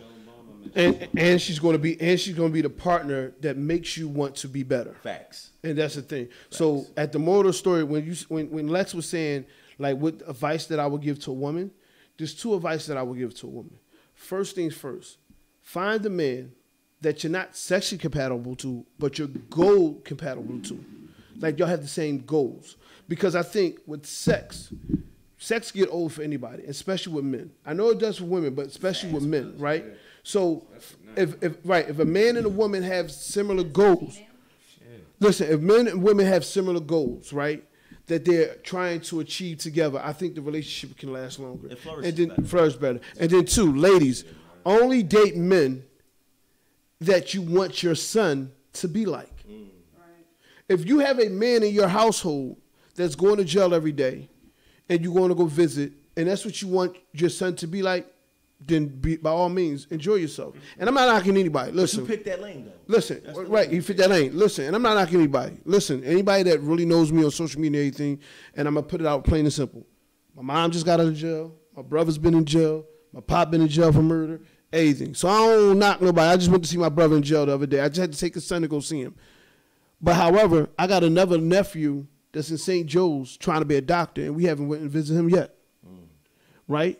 So we have to start to understand that you want to find a man that's going to teach your son how to be a man and elevate himself to a level where your family can elevate itself, so that way the next generation is not going through the same issues that the previous generation is going through, and that's progression. The problem with us is that we're not having progress. And I think that progress hasn't happened because the men as men we haven't recreated the infrastructure. Right.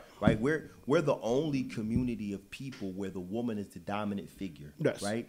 We need to change that dynamic back to the men being the dominant figure, but that can only come through us bartering and creating a bond amongst each other. Right. It should be no reason why I'm not connected to anybody in here before I walk out the door because we've made this connection just off a conversation, right? Mm-hmm. I don't know who you know, you don't know who I know, but you might have a situation that I can assist you in and vice versa. But a lot of times we don't walk away like, oh, all right, that dude was cool, I'm out. You know what I mean? Versus, yo, let's make that connection. Right. What's up, bro? What's up, fam? And we don't do enough of that. Yeah, but we don't do enough of that where we can recreate the infrastructure. Without infrastructure, you can't have anything, right? Even this country in itself, we talk about the old infrastructure that we have. That's why the bridges and all the shit is falling apart. We got to redo our infrastructure. Well, in the black community, I feel like we have to reinvest in the black man, and we need to do it. Nobody else. As men, we need to do it ourselves to recreate the infrastructure for us to be a strength in and of itself. Because you can do so much with an open hand, but with a closed fist, you can kill shit. But here's the crazy thing too, what you just said. So as men, we have to start putting on ourselves to not just want to go sleep with every other woman, because that's the situation. Because it desensitizes. You know what I'm saying? As men, it does, and then to do as best as we can to. If you're not in your family's life, if you can't be a part of your family's life as the family structure, then make sure you're in your kid's life to the point where as in another man can never come in and take the values that you're giving your child and doing things.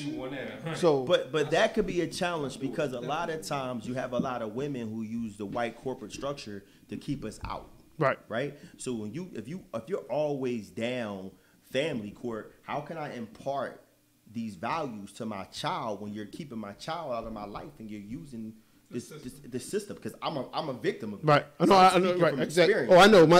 And it's crazy because everybody that know me, they're like, damn, you out here doing shit for everybody else, kid, but you can't even impact your own. Smack in the face. I remember I got an academy, and I remember doing something with the kids. I was teaching them about Black Wall Street, right? And one of the young boys looked at me and was like, yo, Mr. Rich, where your son at? Mm-hmm. I damn near bust out in tears. I had to walk off from him. Right. Like, fuck.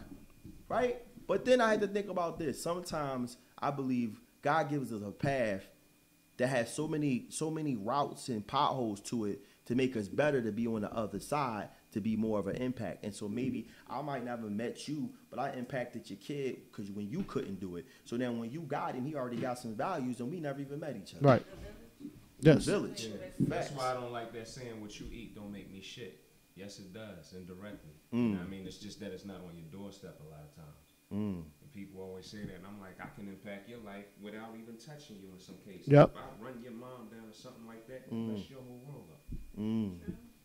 The butterfly effect. Yeah, I never even thought about that. That's dope. I never even thought about that. Like, that's true. I might say that might be on my Facebook post.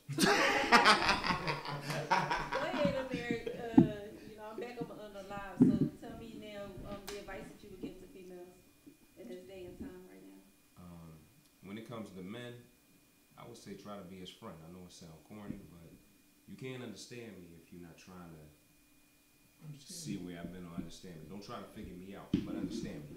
You do that, you're making a lot of headroom. You know what I mean? Don't think about me as if I was the last dude that hurt you. Give me a blank slate. Let me mess up if I'm a mess up. You can call me to the stage when you got your standards. Do men do that? Do men give a female a blank slate? Yeah. We try. I mean, it's not. It's actually easy for me. It's easy for me to give a woman a blank slate. It's so easy for me that I was told I'm naive because I know everybody's not the same. But they look down on you because of that, though. Exactly. It's like, oh man, you willing to do that? And I'm like, well, stupid, I did it for you. I just did it for you. So now you're telling me that I shouldn't trust you. Exactly. See how that worked? Okay, what was you about to say? You about to say something? No, I was just saying put your Okay. All right, so that was your advice? You done with your advice? Yeah. I'm not really good at advice. Yeah. You know what I mean? Well, I mean, the ladies want to know. So, Gary, you gave yours, but let's give it again real quick. Like I just said, my whole advice is that stop looking for love in the bed and start looking for a person that you can share similar goals with, and never date a man that you don't want your son to grow up to be, right? So that's basically my advice. I think I see so much now on social media where everybody wants to talk about sex, but nobody wants to talk about love, and nobody wants to talk about relationships, and nobody wants to talk about goals. They want to talk about everything but goal. Like, ladies, I'm going to tell y'all plain and simple, and excuse me for saying this in front of my men. I don't care who and what you are. If a guy's not feeling you emotionally, from the first day he smashed you, he's looking at you like, why are you in my bed? Like, we don't have the same mentality as women, even if it's good sex. Like, because I tell women all the time, you can give the man the best sex, the best head and everything, and he'll still sleep with a chick that can't fuck better than you, don't look better than you, and can't suck dick better than you. All right. Go ahead, Mr. Damon. Give advice to the ladies. Ladies, listen to hear. Don't listen to combat. Don't listen to eat that man up. Because at the end of the day, and I think one of my brothers said it, that if you're supposed to be his peace, you're supposed to be his salvation, you're supposed to be his refuge from whatever storm he's battling, that's what he's coming to you for. He's not coming to you to share his dreams, whatever his fears are, and the minute you get mad, you're giving him the same struggles that the world would give him. Because that's what's happening. You complain about the type of men that we have, or that you have, but you're breaking that same man down, and you're complaining about him. How can you expect to have a strong man support you, but the same man that you want to support you, you're destroying him? It's never going to work that way. He can't hold you up and keep you strong if every time he turns around, you make him take a knee. You got to let that man be a man. You have to. I have a good friend of mine to this day. He gave his wife, he was the perfect man. He gave her everything she wanted. She wanted a new BMW M3. He bought it for her. She wanted him to sell his house in Delaware County, move to a big-ass house in New Jersey. She wasn't happy. Basically, she talked about it. You're not a real man because you let me control you. I'm like, what makes him a real man? He gave you everything you wanted. But he wasn't a good man for you. But you wanted somebody who was basically using you, using everything that he gave you. You allowed another, forgive my French, and I don't reference my brother, but you allowed another nigga to use what he gave you. You didn't cherish that man. You know what I mean? And then when he divorced her, she couldn't understand why. Well, she was stuck. She was stuck in her pain and what she was used to in her past. So listen to your man. Listen to him. So, all right. Well, I don't know. Let me think. Okay, I have another question. And this is just my own personal thing, right? So, I'm different from the average female, right? And a lot of men like that. They'll be like, let me turn it around real quick. They'll be like, Lex, you're so different. They try to understand me. You're so different. You're so different.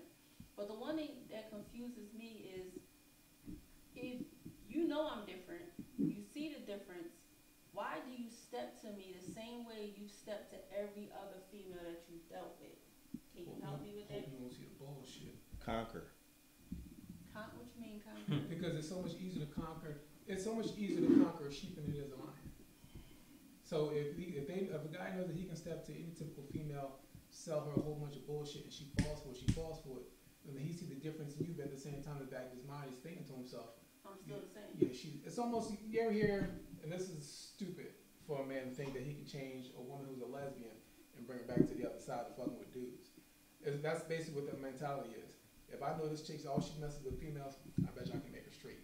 So a dude's gonna look at you and see that you're different than the typical or the average female, and that you may not fall for his bullshit, but he's going to try you because you're a challenge. You're a challenge, and he's going to try it until you prove him wrong. Okay. So you agree on that? That's what that is.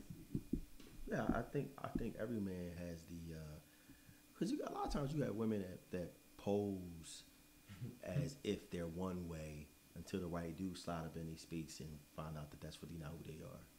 Right, it's just kind of like it's also the same as like what I've noticed is some of the most prettiest women are the most insecure. But if you never dated a real pretty chick, you would never know that, right? Now it's just infatuation. It's just the truth. That.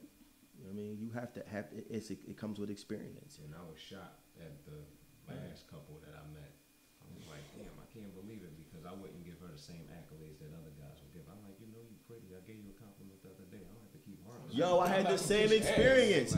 She was like, I mean, this chick. She needed to hear that she was pretty. She wanted me to tell her that. Come out and say it, but I knew how other guys seen her. They was always, oh yeah, this, that, and I looked at it like, shit, what, I'm supposed to get a ugly who don't know what she wants shit? Like, all right, she pretty, so what? I wasn't all wrapped in. I don't get all wrapped up in. I mean, don't get me wrong. I like an attractive woman, but I'm not gonna get all wrapped up in how you look and be mystified solely on that. You know what I mean? Right. And I Plus, think after we she could smashed, understand. everybody looked the same anyway. What did you say after you smashed? Real shit. The infatuation is that. I didn't mean to cut you off, no, bro. it's cool. But the infatuation It's is over. You know what I'm saying? You a dime, you tough, but once we smash, you ain't that much different from the nickel. You just, you know what I mean? Now this, And that's why I hold out for 90 days. 90 days.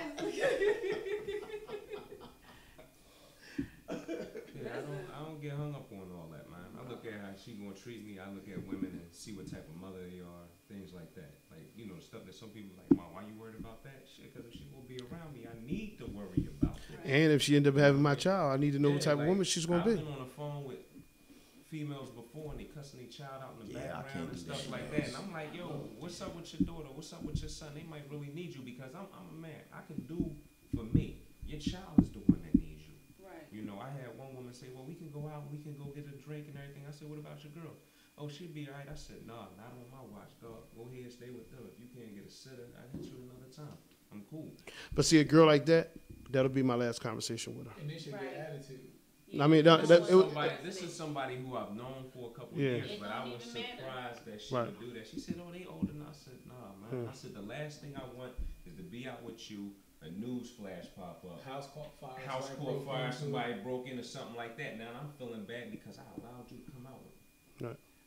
But see, you know, it's things like that that people need to stop ignoring. We need to stop ignoring these red flags. Like, you already know, even though you've known her for so many years, you just didn't know this part of her, and she probably been doing it for a long time. And I understand you get attached to people and you don't want to let them go, but she is somebody that needs to be taught. She needs to be told, for one, but then at the same time, she might need to be let go because she needs to understand how real it is. You understand? Like, just because you say it to her, but you're still there with her, you're still friends with her, you still continue to date her. She's not gonna understand. Somebody I was even dating. It wasn't nobody's dating. Okay. Well, somehow she still needs to learn that because, like I said to you earlier, women do not understand. They just think that they got the wrong dude. They don't think it's them. They don't think that I'm fucking up. I'm the problem.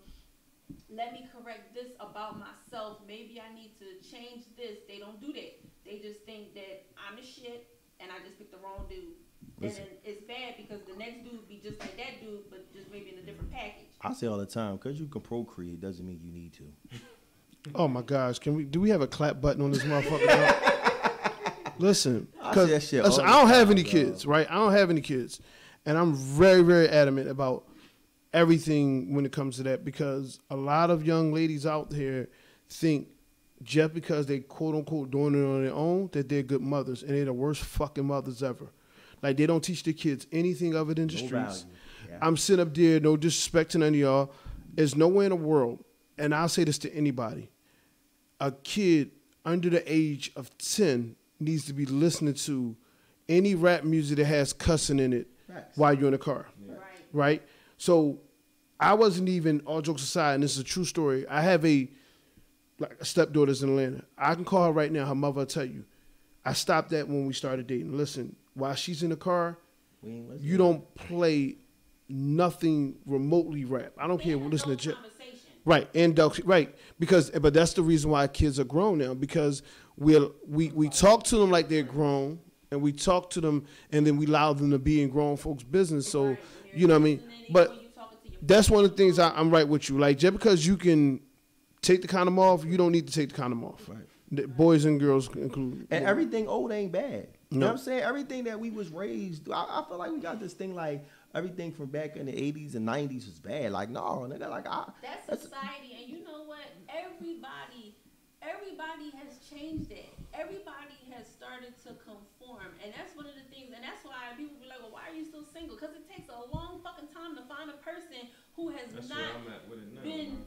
who has not been influenced by, you know, I call it the Little Wayne. You know how Little Wayne was like how to love, like he teach you how to love. Yeah, That's maintain it.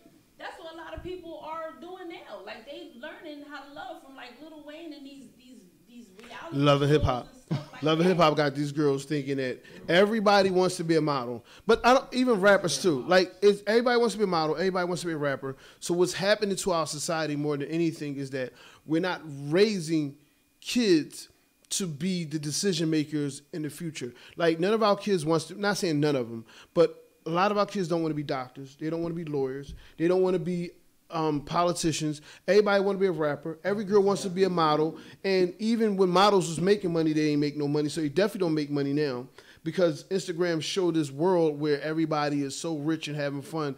And I be laughing at all of them because I make way more money than all y'all, and I'm cheap and I'm broke. But what's funny is I was at a networking event on Friday, and it's like this black PR thing that I was at, and it was a young cat there, and he was doing a videography and stuff like that, and I was about to leave, and he grabbed me. He was like, "Yo, I watched you all day. Like I wasn't letting you leave without me connecting with you," which I was impressed, right? It's like that's dope. But then we talking, and I'm like, "Well, what you do?" He's like, "Well, I'm trying to get back in school. What you taking up?"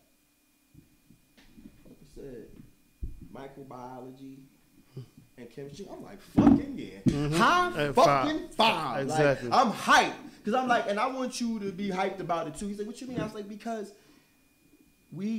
priorities for your generation is fucked up. Everybody want to be something that takes no effort." You doing something that's going to be changing. You can impact communities, and lives. No, microbiology is what he want to do. Right. I'm like you like that's dope to me, man. You know what I mean? And then you like him and his best friend was going to school for computer science and something else. Right. I said y'all niggas need to come together and make some kind of shit on Instagram, and y'all should just show that shit off. I will repost it every chance I got because That's what we need. That's what we need. We don't see the same values. I had a little kid, young boy. I was working at the school, and I'm trying to help him out. I said, "Joe, what you want to do when you grow up?" He said, "I'm playing the NBA." Okay. I said, "So you know less than 1% of the people who make it to the NBA, right?" And he said, "No, I'm gonna make it." I said, "Well, okay, so let's say for happenstance, for shits and giggles, what if you don't make it? What's your backup plan?" You know what he said? Don't say rapper.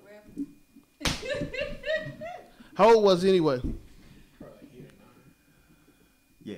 See, and this is what I would have told him because I was a high school basketball coach. To be very honest with you, most 8, 9 kids that's 8 and 9 years old that's going to make an NBA are already playing with each other in these elite groups. Yeah, the AAUs. But yeah, beyond because listen, I had an AAU program and it was off top that it was 10, 12. We went down to North Carolina. Boy, at the time, and this was like 5 years ago, came out big as you, husky and everything. I don't even know his name. I wish I remember his name. He probably literally in college right now. I was like, "Yo, here, Ringer." They was like, "No, here go all those articles." I'm talking about, boy. I'm like, hold up, wait, time out. All my kids this big, but it's a lot of kids don't understand, and I always tell them as being a coach, before you can ever be an NBA player, you have to be a high school star, a high school student, a college student. You know what I'm saying? So these are the things that, again, I tell people all the time, we'll have a fish fry for a motherfucker fast, but we won't have a fish fry to raise money. Tommy to get through college. Or just to raise money for our schools. Yeah. You know what I'm saying? I tell parents all the time, you're home every day. If education was so important, get off your butt and go volunteer at your kid's school. Be a hall monitor so that helps the school out. You know what I'm saying? Get in a relationship. Make sure you're involved with your kid's life. But again, how about that? And listen. Before I got here, I just got finished drawing something for my daughter before I take into school. Right. And that's the crazy thing because, again, and I'm gonna leave with this. Ladies, find men who are going to make you better and not going to take away from you. Yeah, they don't And add that's to you. it. It's wasting your time. Value, deep value. And that's it. All right, any final words? Love is love. All right, so go ahead. You can promote yourself. Promote yourself real quick so people can find you. Mr. PDQ on across social media, Facebook, Instagram, and Twitter. I don't do Snappy Chat or whatever it's called. I don't do that, but yeah. All right, Amir, you want to be found? Yeah, you can find me. You can find me Amir Aries on Facebook. Oh, my name is Gary Peterson. I do custom T-shirts, direct to garment. I do screen printing. I do real estate. Work with kids.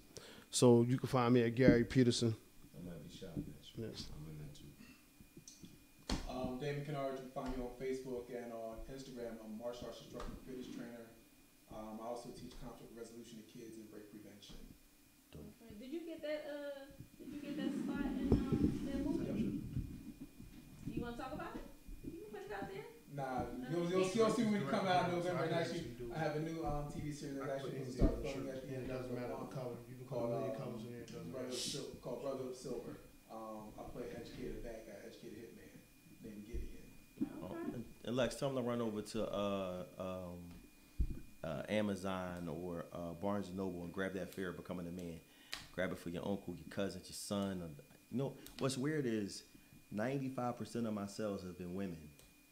Interesting, right?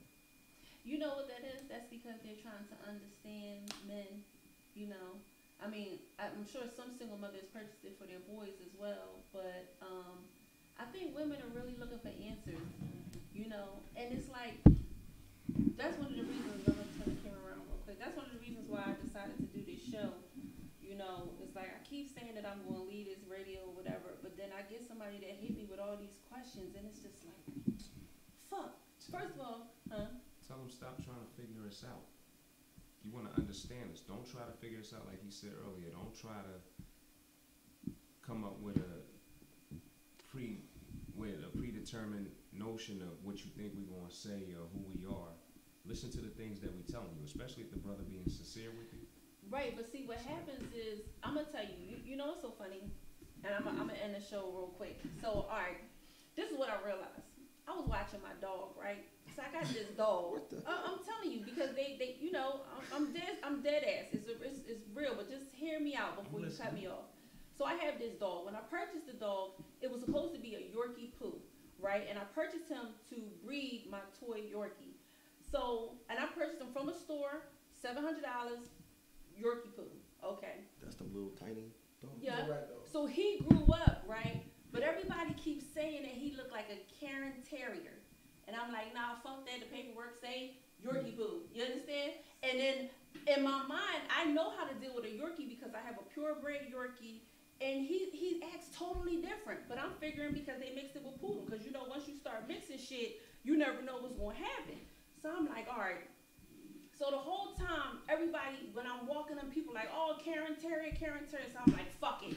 You know what I mean? I just decided, like, all right, he's a fucking Karen Terrier. So I said, you know what? He does these things on our walk that I don't really understand. Like you know?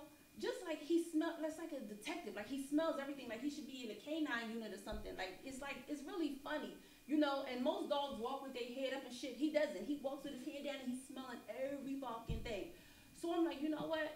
I started reading up about the Karen Terriers, you know, and it made me start thinking, and I'm like, you know what's so funny?